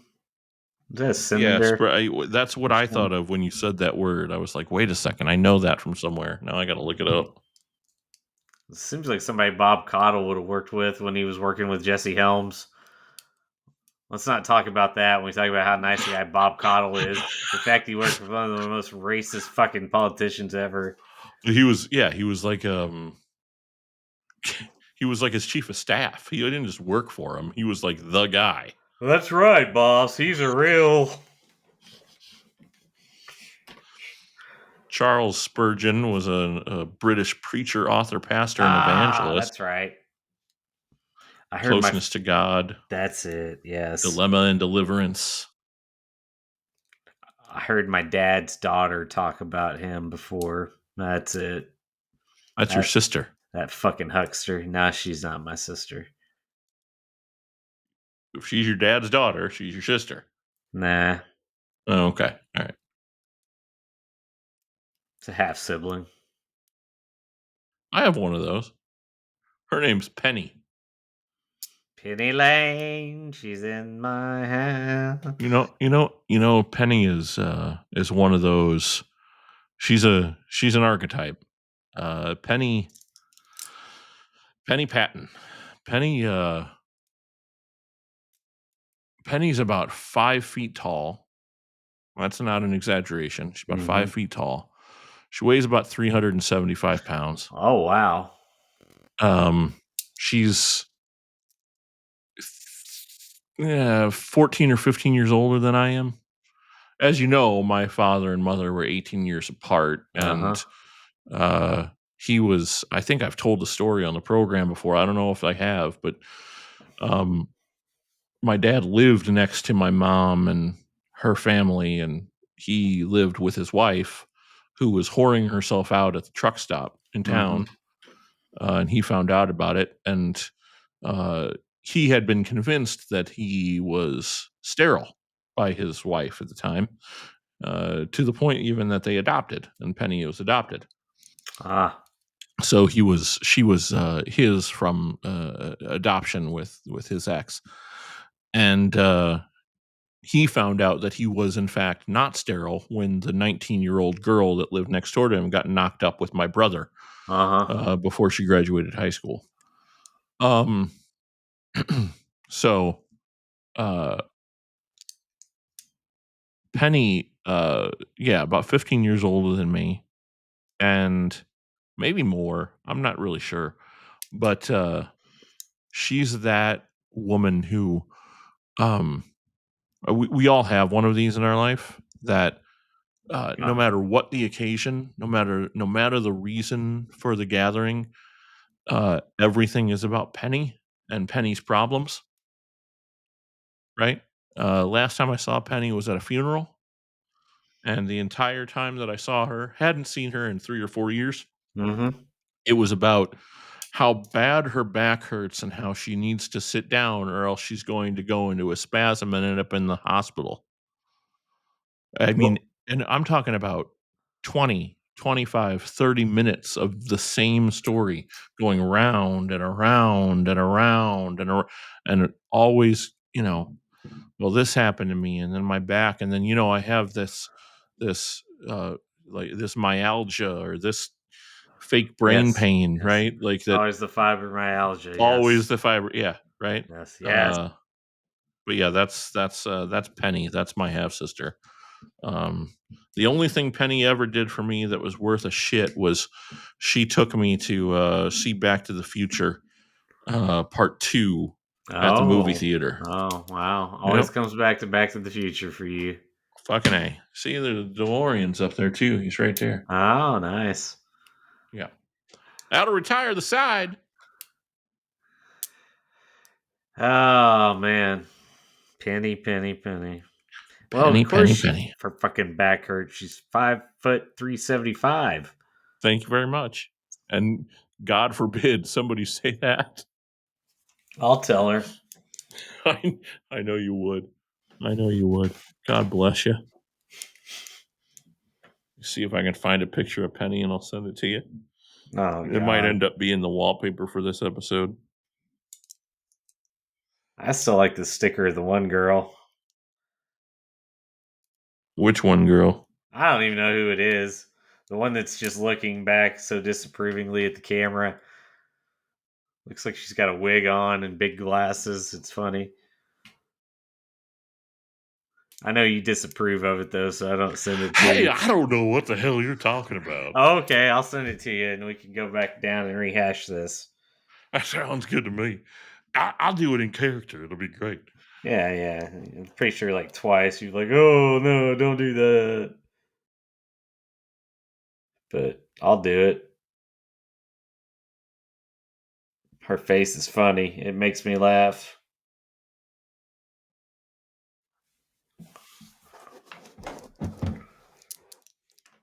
That one. Come on, man. See, I told you, motherfucker. Exact reaction. Although what's kind of funny about that is she kind of looks like Penny. Yeah, see, the whole thing's funny. She's lost about 150 pounds since that what picture I'm was doing, taken dude. too. So that's nice. I'm fucking in sync, brother. Jack. Did you hear that? I did. There she is. Oh, dear God. Get a real kick out of this shit.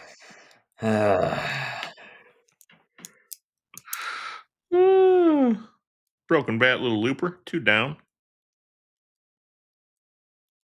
Where you at? There you are. Okay. There it comes. There you go. Say hi, Penny.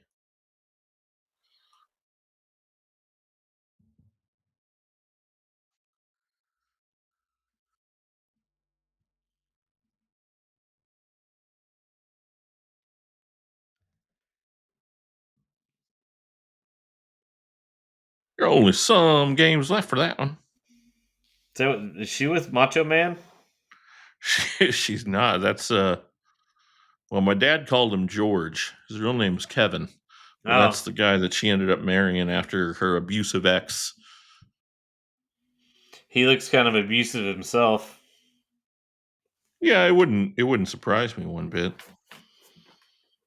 I mean, are you gonna really marry a 5 foot, 375-pound woman if you can't beat the shit out of her every now and then? I mean, no. Penny Lane, you're in my heart, you're in my backhand.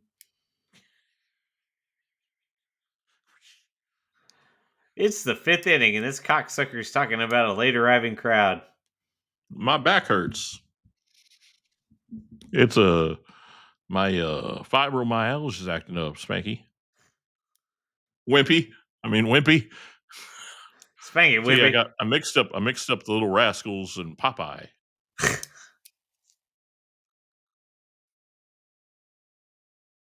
He's got himself a 3-1 lead.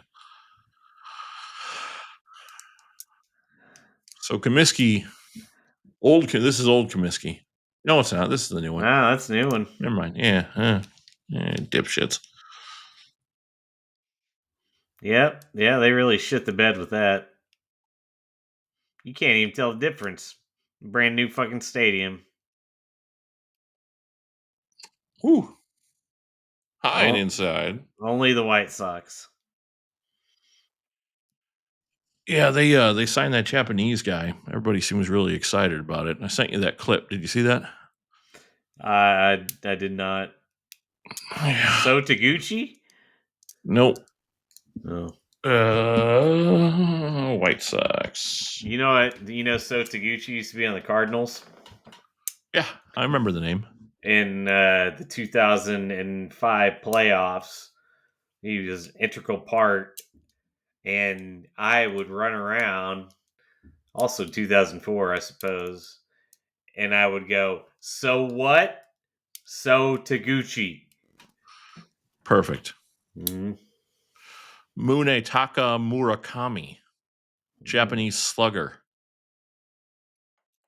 Chicago White Sox general manager Chris Getz calls Mune Takamurakami one of the most prolific power hitters on the planet. Expects the 25-year-old Japanese slugger to make an immediate impact on his rebuilding of the team next season. White Sox and Murakami agreed to a 2-year, $34 million contract. Not sure what Reinsdorf thought about this, but I'm sure he's got some things to say. The video that I sent you has him on camera telling the fans that they can just call him Mune, like Mercedes Mune. At Dillon's Pharmacy, That's not what I wanted. most insurance plans. Oh, So you can listen get to this. Hold on. Before you do that. Perfect. It should be a humdinger. Left-handed batting corner infielder launched 56 home runs in 2022 to break Sudaharu O's record for a Japanese-born player in the Nippon Professional Baseball League, while becoming the youngest player to earn Japan's Triple Crown.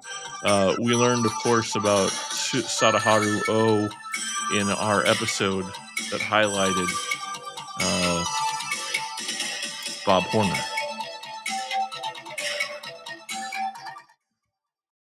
Sataharu Ono. Let's get a Did I beer. tell you that I talked to Sonny Ono on the phone? Maybe. Because we were planning on booking Muda or Naito, and now that Naito is not in New Japan anymore, Sonny Ono is his North American representation, and he wanted us to lock him in and send him 50% of their pay immediately. Sounds like a good deal. Do you know how I responded to Sonny? Oh, no. Oh, no. Good. He deserves that. Yeah. Socks down, too. They're in trouble, according to Hawk. Well, why can't you just give the guy half his money? Well, it's not his money. It's their money. Well, they work, or he works for them, right? That's what he says. You telling me that you think Sonny Ono's fucking Tetsuya Naito out of some money? Yes. He's fucking Naito as I don't know what the fuck that was. Jesus Christ. Naito, Great Muta, and Jushin Thunder Liger. He represents all of them here in the United States. And yeah, I'm reasonably sure he's taken a great deal of money from all three of those men. I don't seem like Sonny Ono to me, dude. No? Oh, no? Oh, no. Ugh. I'll never tell. Sonny, he's a great guy. He's a great guy. He understands story, man. Oh, I thought that was Don Teriyaki for a minute. No. Same dude, kind of just different ethnicity. Man. You know, as I sit here on my porch and I watch the sunset in Montana, yeah, I'm reminded of my time with Sonny in Minnesota. What a great guy he was. Yeah. You know, Sonny actually still lives in Minneapolis. Big in the political scene up there? Nah, man, this isn't about politics. Nah. Yeah, what is, right? Nothing's about politics, right, Eric? That is the weakest excuse I've ever heard. I hear it all the time. It's all, because of politics. Nothing's actually politics, man. No? Just makes me sick. I think everything's What, do you hear that politics. from Meltzer? What, did you hear that from Meltzer? No, I heard it from Richie Sambora. I don't like rock and roll music.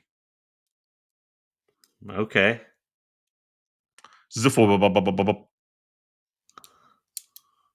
I'm sorry you don't like rock and roll music. I guess that means we just fucking discount it. Correct. Finally, you're catching on. Yeah. What a businessman this guy is. My goodness. Oh, yeah. I got the receipts to show it. I don't save any of my receipts.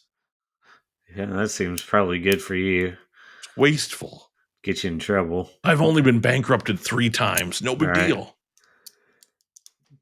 Gabe saving his Powerball receipts. Did you win the billions? Fuck. I knew I forgot something. God damn it. It's Monday. Surely you can buy a ticket online now, right? And there's some kind of app. You can. I can't do it. No? I don't know why.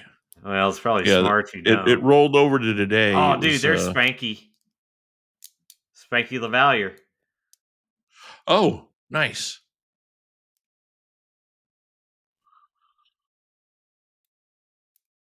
I believe that he's in your arsenal. Let's see here.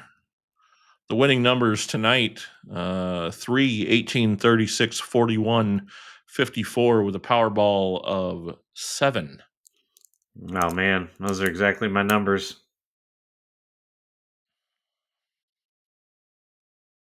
Let's see here. 1.6 billion tonight.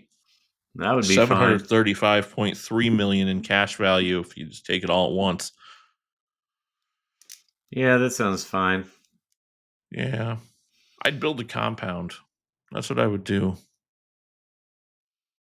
Somewhere centrally enough located, none of you fuckers would ever have to work again. We'd take care of Molly. We'd hire some tutors. Man, it'd be a hell of a thing. It sounds like you're just trying to lock me inside a fucking compound and not let me out. So I don't know about that, but yeah.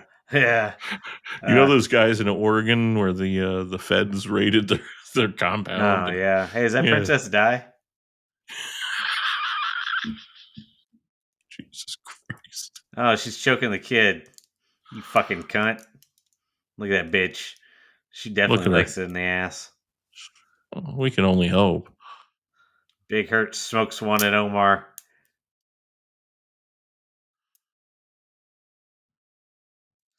There What? is no indication as to whether anybody won. We should know in the next hour or so whether or not somebody actually won tonight. If not, it'll roll into Christmas Eve, and the jackpot will be about the same as it was when I was there in Missouri with you and the boy back in September, and that was $1.787 billion.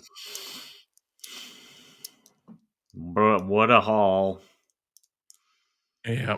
I would Somebody in Missouri won. Someone in Missouri and someone in Texas split it.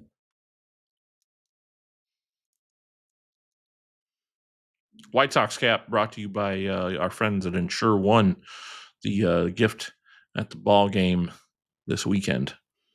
I think if I won, I'd go to work for like 3 days and Yeah. then quit.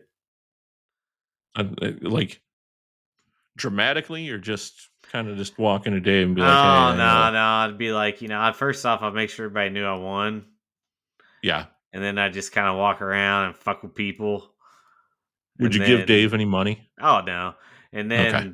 then by the time, just whenever I got bored with it, I'd just like probably flip him off and maybe light an Undertaker symbol on fire out back or something and say, fuck y'all and head Not a out. cross, an Undertaker symbol. Yeah. Got it. Because that's what we did back in the day. So I might have to White do Sox that. wives put together a quilt there, Blake. Oh, that's great. That looks like a real sack of shit. It's a lot of work. Yeah, Wimpy has to say. Darren Jackson's wife was the lead on that bad boy.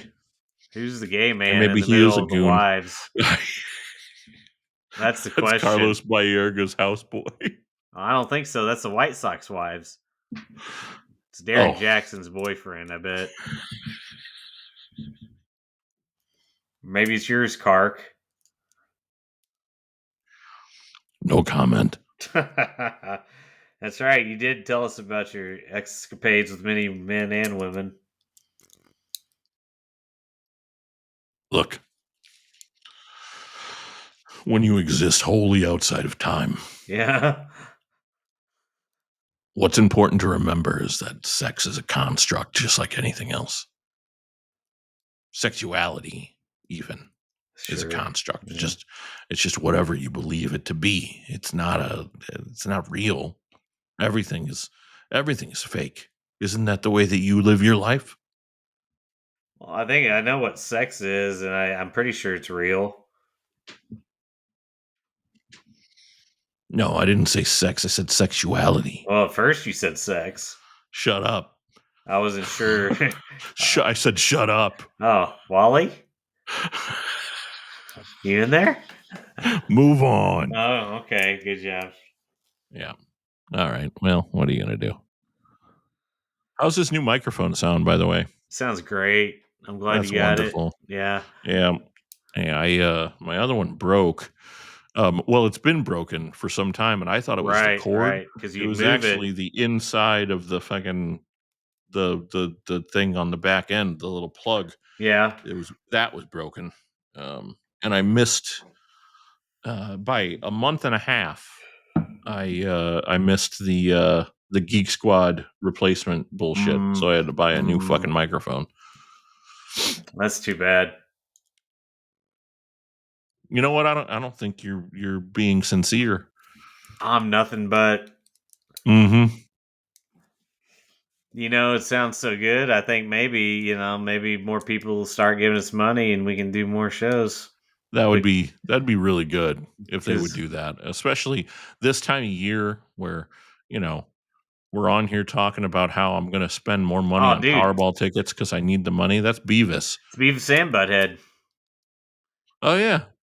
They're being escorted out, I think. It looked as though that were the case. There you go. Only Comiskey. Well, I mean, I don't think those two were the ones that ran onto the field and beat up an old man, but it could very well be. That'd be something. Beat the shit out of Tom Gamboa. Gamboa, that's who it was. Yep. Hey, there's Jose De Leon. Number 48 former in your Cardinal. programs. Number 1 in your heart.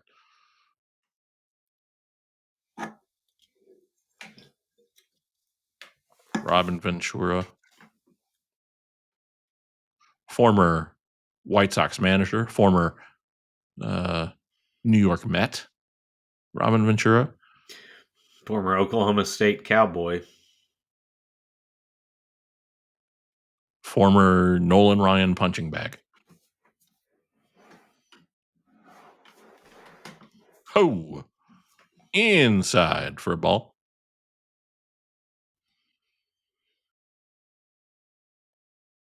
Forever uncool, Robin Ventura. This Clark character is a good pitcher, huh? Is he still in there? Is that still him? It is. Yeah. 10-3 on the season. He was a decent prospect. I remember when he came up with the Cardinals. And then he's doing well here.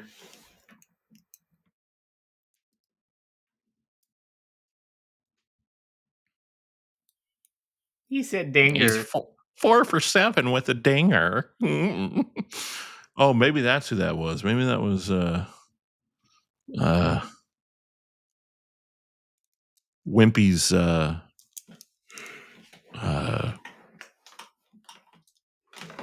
assaulter. What's the word? Maybe that's who that guy with the mustache was around the Chicago Wives. His boyfriend, or yes, assaulter / boyfriend.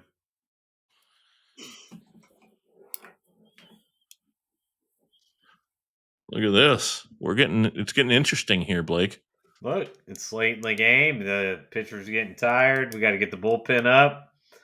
Derek Lilliquist is up in the bullpen, lefty, along with Jose Mesa. That's a couple of kissers right there.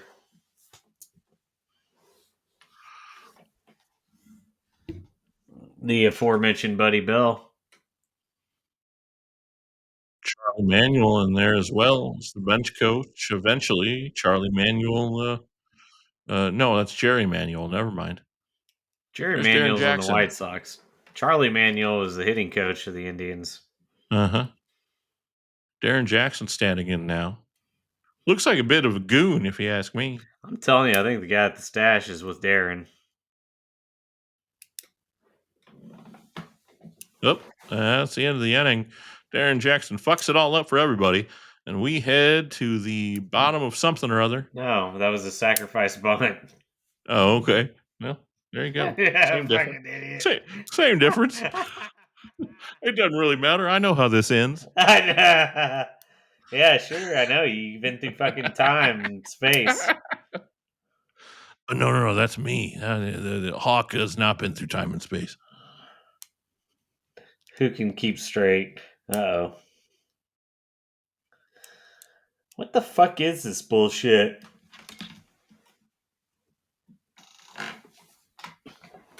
Look at this.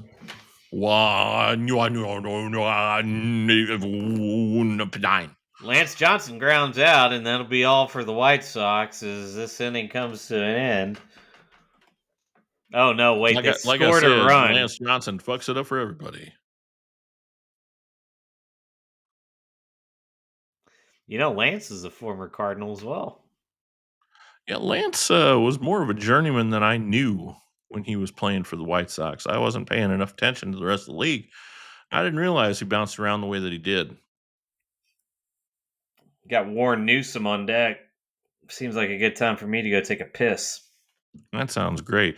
Blake will be right back here on the whole ball game. While he's gone, I'm going to sing y'all a little song.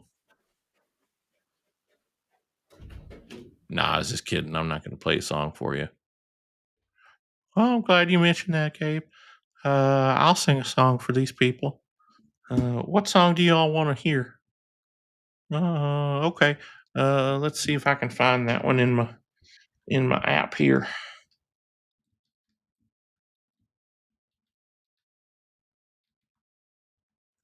Da da da da da. Oh, where's it at? Oh, where you going? Here you go.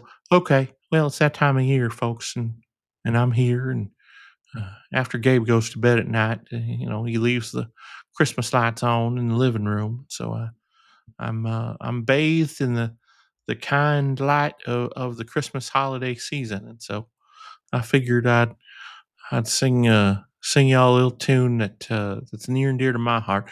Oftentimes we would sing this one while we were juicing the girls around Christmas time. So here we go. Yeah. Oh, come all ye faithful, joyful and triumphant. Oh, come ye to Bethlehem. Come and behold him, born the King of angels. Oh, come, let us adore him. Oh, come, let us adore him. Oh, come, let us adore him. Christ the Lord. And now the little known second verse. God of God, light of light. Lo, he abhors not the virgin's womb. Very God, begotten, not created. Sing choirs of angels, sing in exultation. Sing all ye citizens of heaven above. Glory to God in the highest. I don't really know if I'm singing this right. So, I'm trying to make it sound the same. Uh, but I don't have the music in front of me, just the lyrics. So I just wanted to get it as right as I could for y'all. I know it being that time of year. So we'll wrap it up here with the third one. Yea, Lord, we greet thee, born this happy morning. Jesus, to thee be glory given. Word of the Father, now in flesh appearing. Oh, come, let us adore him. Oh, come, let us adore him. Oh, come, let us adore him. Christ the Lord. Oh, here he is. I was singing a little Christmas tune for him there, Blakers. Oh, that's great. Thank you, Rick. I'm sorry. Yeah. I had to stop and get some animal crackers for Jimmy, I got baby. him. There's a second verse here. The third verse came back to life. It sounded right, but like the second verse goes, God of God, light of light. Lo, he abhors not the virgin's womb. Very God, begotten, not created. So I don't know if I sang it right or not, but I told them that was a song that we used to sing around Christmas time while we was juicing them girls. Well, it's awful festive of you guys.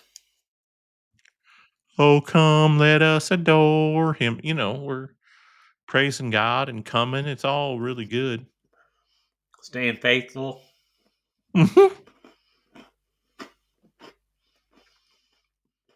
Glad to have you that back, might be Rick. that might be a fun set of foul balls. Is our guys all singing Christmas carols on the Patreon for the holiday season. So yeah, in the next couple of days here's 2 more sleeps till Christmas, folks. Maybe we'll sing some Christmas carols. I bet you Bob has a hell of a uh, uh, uh, repertoire of singing Christmas carols. As dedicated to the Dark Lord as he is. Jimmy used to sing quite a bit. Adam didn't care for that though. Keep on dancing, baby. Feel like Jingle Bells from Jimmy Hart sounds about right. There's probably 7 or 8 Jimmy tracks in the Foul Balls. Dashing through the snow in a one-horse open sleigh. O'er the fields we go, laughing all the way. You big Christmas music guy, huh, Rick? Oh, I think he's crying now. I gotta go underneath the couch. Yeah, I think so. I miss Beth. Yeah, that bitch.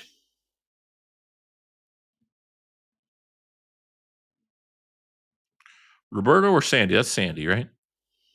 That is. Roberto is more diminutive and spits. Sandy says, or Hawk says, he's really hitting the ball well. Well, it's a baseball, man. That's how you talk.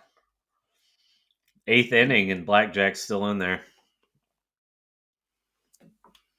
Well, in a game this close, where one crack of the bat could change the course of the ball game, you hate to give a guy like Blackjack, who's struggling a little bit at this point in the season, but is got a lot of quality starts in a row here. Got to give him every opportunity to win the game if he's anywhere close. We owe him that much for grabbing us to Cy Young last year. Do we? Who's we? Yeah, I reckon it's we. It's us. I, as part of the team at this time, 1994, I was 11. It was important to me to give Blackjack the benefit of the doubt on everything. Is this you? Are you talking as Gabe? It sounds like you're doing really a little. confused. It sounds like you're doing a little accent, but then you talked about being 11, and there was fat little 11-year-old girl. Oh, brother, what? What's happening?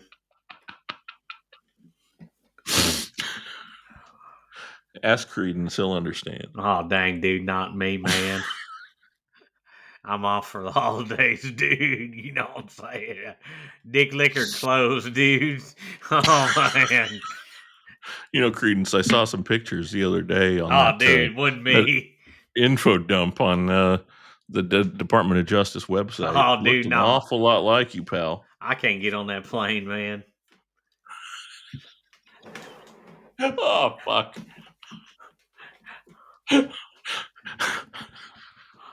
I saw that leisure wear, that multicolored striped leisure wear, and you on the beach with that drink in your hand. I saw it.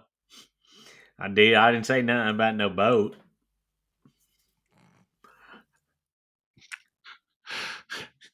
All the bullshit aside, that man, to avoid having to fly to Chicago, rented a bus, a tour bus, to bring him to Chicago from Huntsville for StarCast 5, maybe, whatever it was. Oh, he's getting fat. You rented a fucking tour bus. Oh, he's not flying, so he can lay in bed. God damn, that's awesome. It's amazing that you can walk around with the fucking look down on people's shit, and you're so goddamn fat you got to take your fucking bus because you can't hop on a plane. And then he tried to spin it to you like he preferred that. Oh, man, no. He absolutely did. It ain't like that, oh, dude. Man, it ain't like, I could fly first class all I wanted to, and I'd be fine, I guess. But would you rather just work and do your job and be in the lap of luxury, or do you want to go through the TSA nonsense and this and that and the other thing and all the rigmarole? No, man, I'll just rent the bus. Yeah, no, fuck all that rigmarole. You can't take it with you. Yeah, fuck all that. fuck that rigmarole, and let's take the option that takes 4 more. Hey, it's Alvaro Espinoza. That is a kisser. Maybe yes, maybe no. Utility infielder, Gabe. Hello, my name is Alfredo Espinoza. It's Alvaro. It's fine. There's a bit of the distinctive language barrier. Sure, yeah. Alvaro is the same word. I think he's French.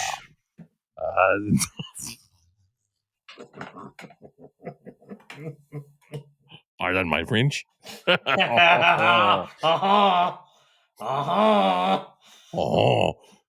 think we found our loophole here, Blakers. Oh, yes, we Alvaro Espinoza, look at my goggles. Oh, I like cheese and champagne. Sacre bleu.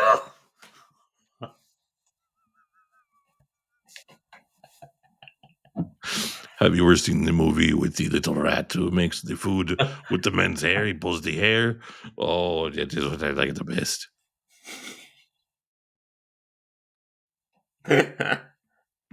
Jesus Christ. I can't confirm this, but I think this is not the first time on the show you've ever asked me if I've seen the movie with the little rat. Jeez. It just feels like it's happened before. But there's no way to figure out, like, because there's nothing logically. Oh, dear God. What's the last Wonderful. thing we talked about that Ratatouille could have possibly come up in? I mean, maybe one of the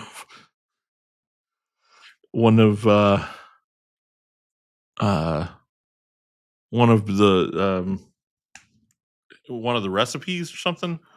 Yeah, something to do with cooking. Jesus Christ Almighty. Maybe Marvin. Who knows? Best to not think about it this late. Probably not.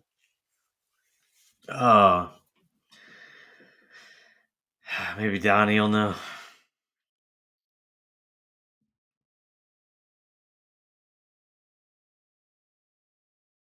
Strike on the outside corner. Clark's still in as well. Both starting pitchers still going here in the bottom of the 8th. 3-2 Cleveland. Regular pitcher's duel here. This is what you live for. I mean, well, not you don't live for it, but like this is gone. It didn't happen anymore, you know? This is a big part of the fucking game. You got the hitter and you got the pitcher. You got the starting pitcher, and now that's gone. It'll all be gone before long, I would imagine.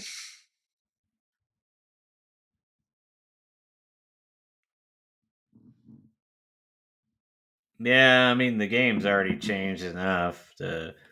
It's not even... I mean, sure, you can do the mental gymnastics if you want to, but you're just fucking fooling yourself. Quite frankly.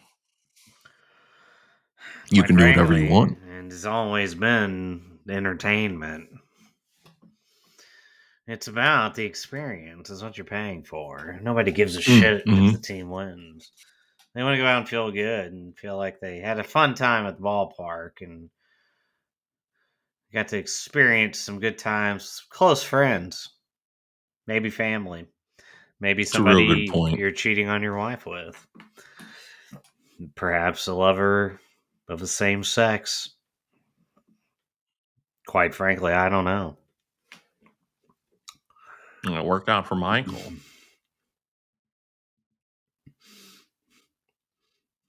Here comes the big hurt. Here comes the big hurt.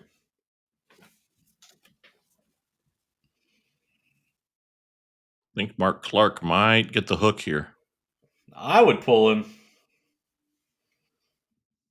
But I've seen too much modern baseball. The crowd is getting rambunctious here. I think your options are you stick with Clark. What he wants, he doesn't want to bring in Mesa to pitch here and then wait and continue to the ninth. If this was Ventura, he probably would bring in the left-hander.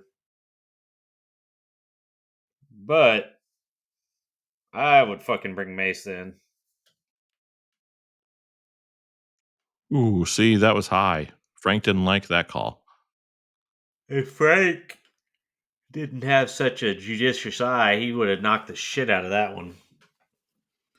That was a fat ball.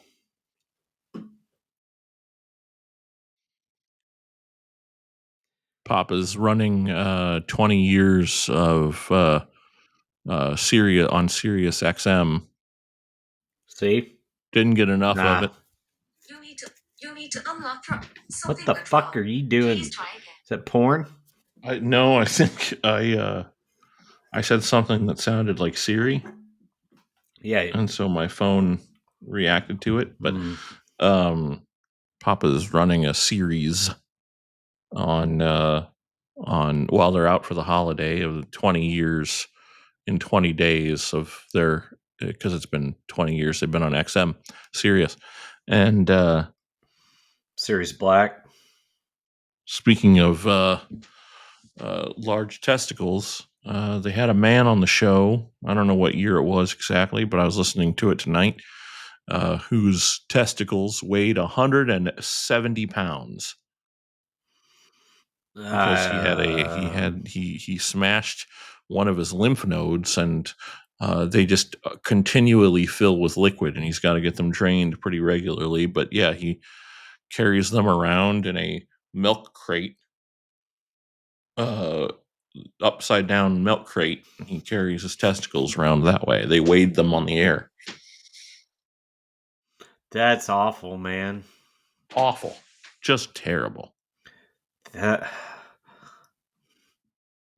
probably just never has any time to himself from all the sex.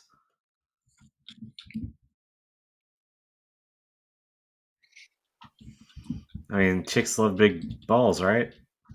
Yeah, that's what they love. They just want to lick them. Here we go. Yeah, here it is.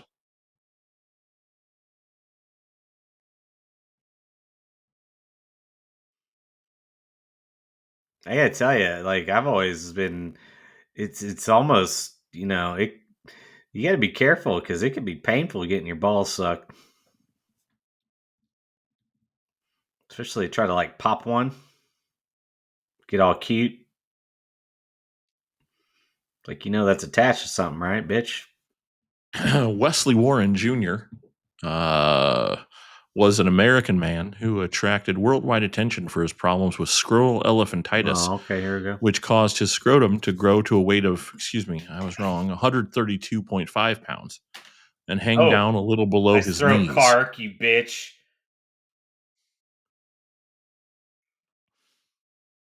After launching a campaign to raise money for an operation to resolve the problem, for which he raised only $2,000, he underwent surgery in April of 2013 after visiting Dr. Joel Gelman of the University of California Irvine Center for Reconstructive Urology, which was aware that Warren could not afford the surgery and so performed it for free. Warren's struggles with his condition and the subsequent operation were filmed by a British television crew for a documentary, The Man with the 10-Stone Testicles, which aired on Channel 4 in the United Kingdom in 2013. He died of complications of diabetes on March 14th, 2014. So less than a year after he got the surgery, he died of diabetes. Well, that's just the way it is, I guess. Born in Orange, New Jersey, Warren was a former resident in New York City. He worked in security. Oh. DJ caught that. Good work, son. He moved to Las Vegas in the 90s, worked on commission to find locations for payphones in the Las Vegas Valley. What a job. He fell ill in late 2008 and attributed the onset of his condition to accidentally striking his testicles while sleeping. Oh my He god. said, I had never felt such a pain. It was like a shooting pain through my entire body. When it stopped, it was like a huge tractor trailer went on the top of me. I think it ruined my lymph nodes down there. The following morning, he found that his scrotum had swelled to the size of a soccer ball. Fuck.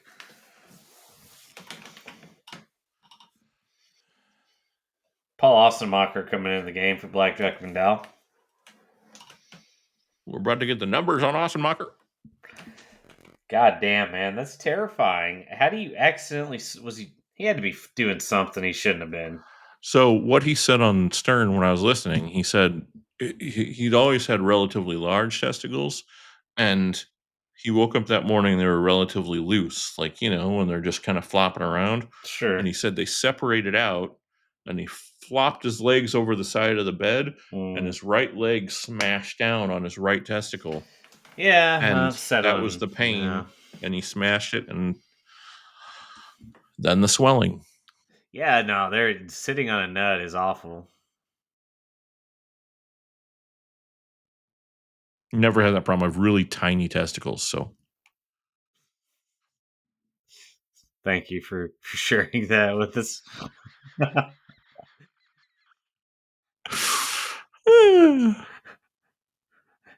It really is a pleasure serving with you.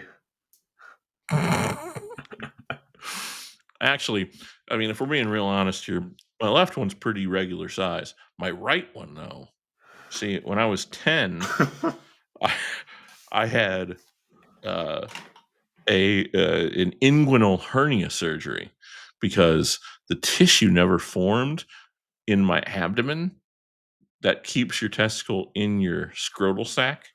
Sure. So it would float back between my abdomen and my scrotum until I was 10, and I had surgery at that point where they tethered that testicle in my scrotum. That's good. I'm It's glad. called it's a version of a hernia because there was a tear in the tissue and what have you. And that's so my right testicle is only about 10 years behind my left. Well, that's good. Mm-hmm. They can just tether it down more, or No, they did. That's what they did. oh. They just did. We didn't know. It didn't notice it happening until I was about 10. Ah, I see. Gotcha. Mm-hmm. Okay. Quite the facial hair on Hollywood here. It looks a little bit like the moon pie. I remember Paul Ostenmacher from the '80s, late '80s Braves. Wearing Jackie Robinson's number. I don't know if you noticed that. I do.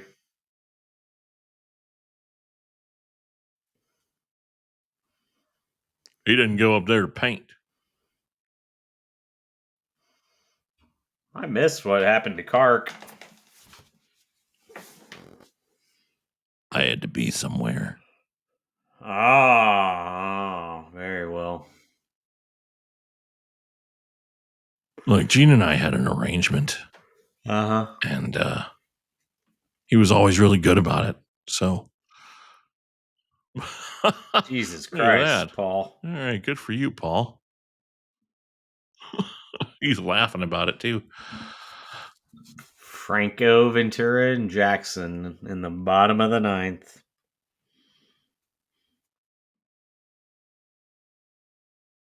James A. Angio, hell of a fucking director. Tui. Hawk Tui. Oh, he's Hawk Tui's dad. Huh. That's good shit. But you're scrolling. No, I got a text from the lady. What's I that? didn't wake her up, but it is what it is. Oh, I thought you said from a lady. No, the, not a.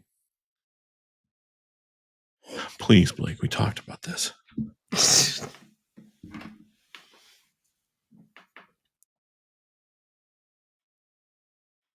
Gabe, I'm in here with a child trying to slumber. Cut out your bullshit. I've only had 6 hours of sleep so far. I need to get a solid 14. I'm going to be working in the next 2 weeks. I have to get my rest. It's 17, by the way. God damn, man. I think I would pay $1,000 if I could just sleep till noon tomorrow. I don't know who I'd give it to, but whoever could make that. I'll take it. Yeah. Oh, Mark Clark's still in this ball game. Giving him a complete game here, aren't they? He ain't no Oh, bitch. look at that. Yeah, it might blow up in their face. Julio Franco. Hawk's excited about the tying run being on with nobody out. We're in the bottom of the ninth, man. It's nut cutting time. I tell you, about That's what they say. every hour to 3 hours or so, I get paranoid that somebody's sneaking up from behind to attack me. Is that real? Or you just No, it flashes through my head. momentarily, or does it persist? Well, every 1 to 3 hours.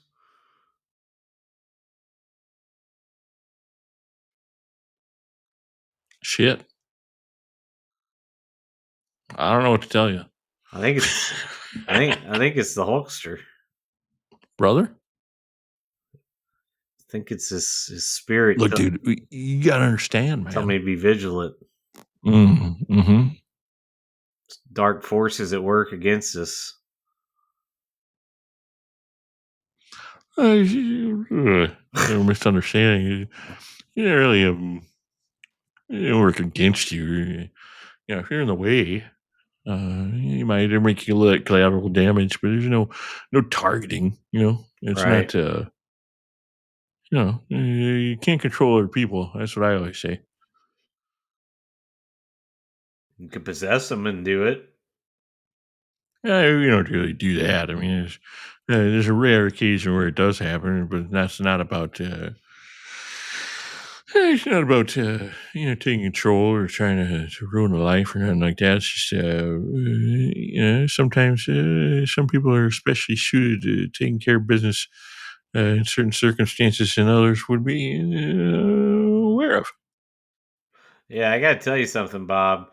I'm not Hey, too thrilled with there's an awful lot of fucking people talking about demons and demonic like it's real, like it's pretty absurd.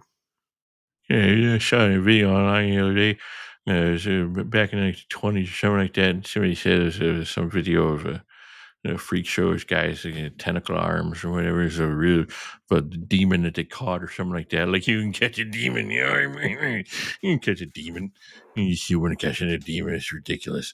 Demons aren't really a thing, you know.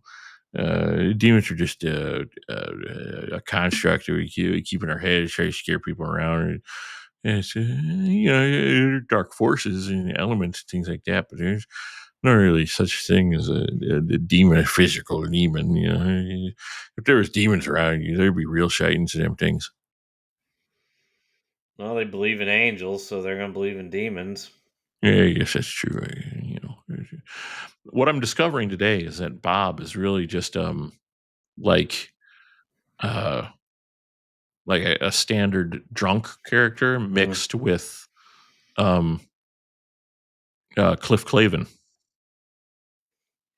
from Cheers. Yeah, it's There's a lot of Cliff Clavin in Bob. nothing but agreeable. She brought that up there, Blake. In 1962, the Pilgrims they came to the New World. Thanks. You see that wicked breaking ball, brother? It's wicked. Winless in the last 9 games here at Comiskey Park are the Indians, trying to turn that around today. Speaking of wicked, Just saw a giant wad of dip going in his mouth. You see that? Disgusting. 6-4. And safe. Didn't turn it. I feel like 2 down here. I've seen Bottom that of the ninth. umpire make 2 out calls that were closer than that, I thought earlier, but I'm just a cockeyed optimist. Tomorrow is Festivus, you understand. Good. As I rained blows upon him, I thought there has to be another way. That must have been some doll. She really was. One of those real dolls? Jesus Christ. Comes down to Lance Johnson here. Bottom of the ninth. I think if something happened to my wife, I'd probably just be content with whatever the high-tech sex doll is of the time moving forward. No comment. It just seems like the least problematic thing, Yep, probably. And it's probably pretty awesome, too. I would guess. Especially the ones that, will move on their own and stuff. Yep. Having sex with anything would be pretty good. Well, I heard you've been getting laid on the reg lately, hadn't you? Yeah, on the reg. That's right. 3 times in almost 3 years. No big deal. Damn. Good. Look at you Good getting stuff. it done. Fuck off. Joey Cora's on deck. See, Joey Cora can be the difference maker here, but they're not. He's not up yet. How's the new routine? I don't want to talk about it. There it is. Oh, base hit. Lance Johnson. The one dog. My goodness. Oh, shit. There we go. My goodness. Yeah, first and third, baby.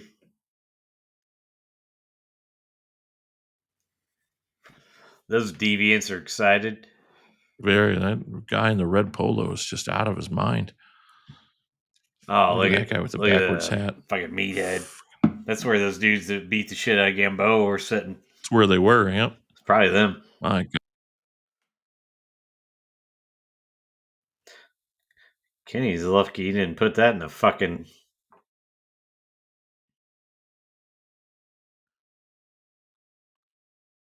Yeah, that could have very easily gone the wrong way. Runners in the corners, 2 outs, and it's all up to Joey Cora here, the bottom of the ninth.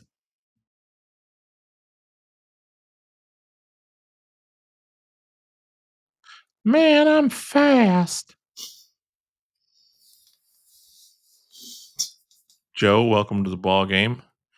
Well, I appreciate you bringing me on. Hey. I liked my time in Chicago, but I liked Seattle better. Why is that, Joey? I like the climate. Hang on. I like it really wet, if you understand my meaning.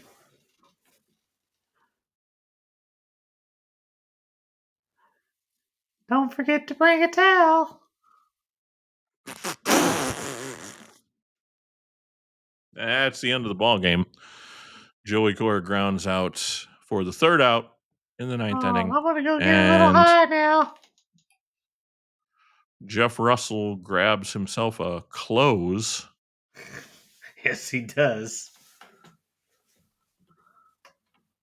Wimpy and Hawk going to wrap it up after these messages from the guy who keeps his brain in his hair.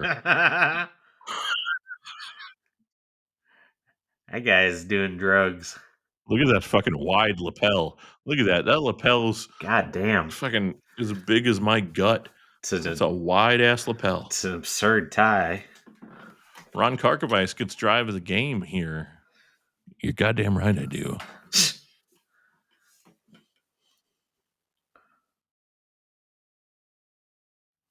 Second night in a row. How about that?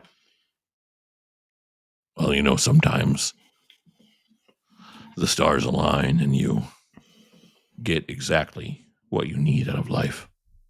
Thank you for Speaking that. of which, Blake, what's next for the whole ball game? Well, that would be the aforementioned Cincinnati Reds and Houston Astros baseball night in America. Riverfront Stadium, officer. Do we know what date we're dealing with here? That will make a lot of difference in whether I'm able to show up. That would be, I believe it is July 25th of 94. Deck the halls with boughs of holly. Fa la la la la.